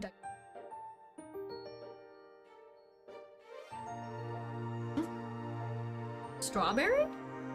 Fair enough. I'm gonna get strawberry. You're a fruit person? Fair. Look, they're both good, alright? I'm just gonna argue they're both good. Reaching into the box, the man brought out the requested ice creams and tossed. It came packaged in a little plastic cup, complete with a wooden spoon stuck to the lid. The condensation wet your fingers as it went. Thank you, kids. Are you gonna say thank you to the nice man too? There was a chorus of thanks. He cordially nodded and walked off to another group. The man couldn't spend too much time with each group, considering how many he had. You peeled back the tab that covered the ice cream right into your eye. It tasted. Lizzie was definitely enjoying hers. Clove was too. Lizzie munched away happily. Ultimately didn't succeed in. Eyes wide, she looked at her mommy and pulled in her pants. I didn't get strawberry. Can I have some of yours, please? Of course, sweetie. Lizzie cooed with excitement as mom presented her with a dollop of ice cream with syrup mixture, licking her lips. She laughed. That was a bunch of L's. Mommy, come on now. Lizzie still has all the ice cream she simply laughed and pinched Lizzie's cheek, then dug her spoon in again and held out to you. I just can't resist. Valaria, would you like some of mine? She's already got that flavor. But that's not the same as getting a little extra from your mom. Oh, hell yeah. You ate the treat being offered, much to Mom's chagrin and delight. Both watched the exchange silently with a blank expression. Mom, on the other hand, shook her head, a fond smile out. Well, you better at least give me something. You could have gotten your own if you wanted ice cream. What? Ice cream already, and now they're getting some of yours to boot and I have nothing? Now is when you decide to... Laughing, Mommy fed some ice cream to your sulking mom. She could never actually follow through with it. There. All better now? Yes. Good. How about you, Cliff? Would you like some? No, I'm still okay, but thanks for keeping me in mind. Cove, it's only fair that you get the choice too. Cove shook his head firmly, constipating his own cup. Okay, as long as no one is feeling left out. Mommy was always nice. He looked over at Cove. He was digging into his own ice cream, or the same pinkish red twirl as your own. Want some of mine? You held your spoon up. Glancing up, Cove cocked his head at curious angle. I already have that. I want to share anyway. Cove looked around awkwardly, but nodded nonetheless. You took out a bit of ice cream and held your spoon out to him after another furtive glance. Aww. Mommy was gazing at him. Her mouth was an open smile, as if she was about to say anything, but Mom tugged on her collar. Don't embarrass them. Cove didn't appear to hear the change. He took the spoon to his own cream, excavated some, and held it out for Judy. In the end, it kind of made it pointless. You just each ate the same strawberry ice cream, each out of different cups. Your mommy did like to say that it was the thought that... Hey, if you're sharing too, I'll take some. You already asked your mom to give. So what? Mommy was gonna let you have a bite. You just didn't take it. And you can have some of mine. You know what? I am a sharing kind of person. I will 100% share, especially if I get a bite. You can... Thank you. You're the best! She enthusiastically took a bite of your ice cream before then offering a bite of hers in exchange. For you. But none for Cove. He doesn't think we should keep sharing. She stuck out her tongue at him. You're right. I don't. Ignoring that, she turned her attention back to you with her own cup of ice cream. Then, the first firework cut through the sky, whistling as it ascended until it hit its crescendo with an explosion. The park flashed like squealing. Lizzie leapt to her feet, her forgotten ice cream tumbling to the ground as the firework cracked and tiny drops of glitter in the sky. It's starting! Everyone else looked up to the sky as another firework whizzed through the air. With each explosion, Lizzie would jump into the air. The event was thrilling, impossible to carry eyes from the scene, perch your ears, and neat shrunk back. Oh, it is 100% 1 or 2. So, 1, 2. Are we having fun? Or are you like, just really loving the, color? And the I hands down. I've always been sorry, we're gonna be a fan.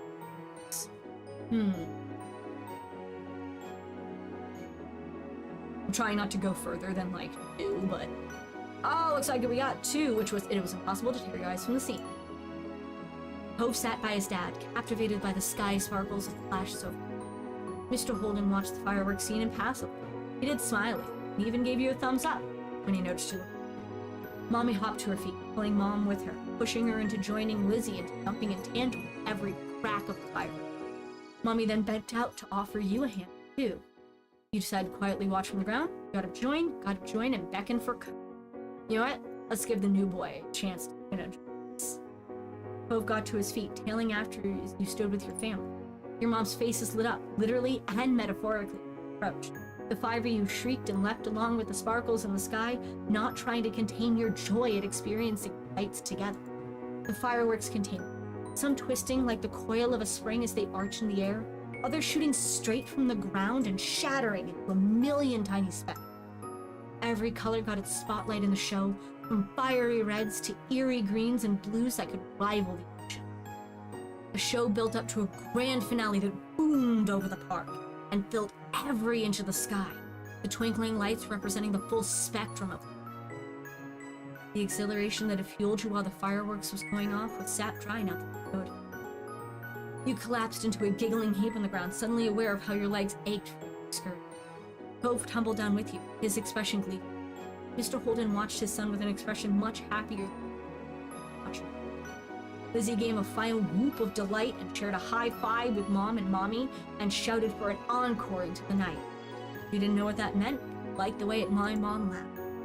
Though the sun had gone down a long time ago, the air on your bare arms was you took in your giddy family, their spirits buoyed by the fireworks display, and your new friend and his father, who looked happy in their own fired fine.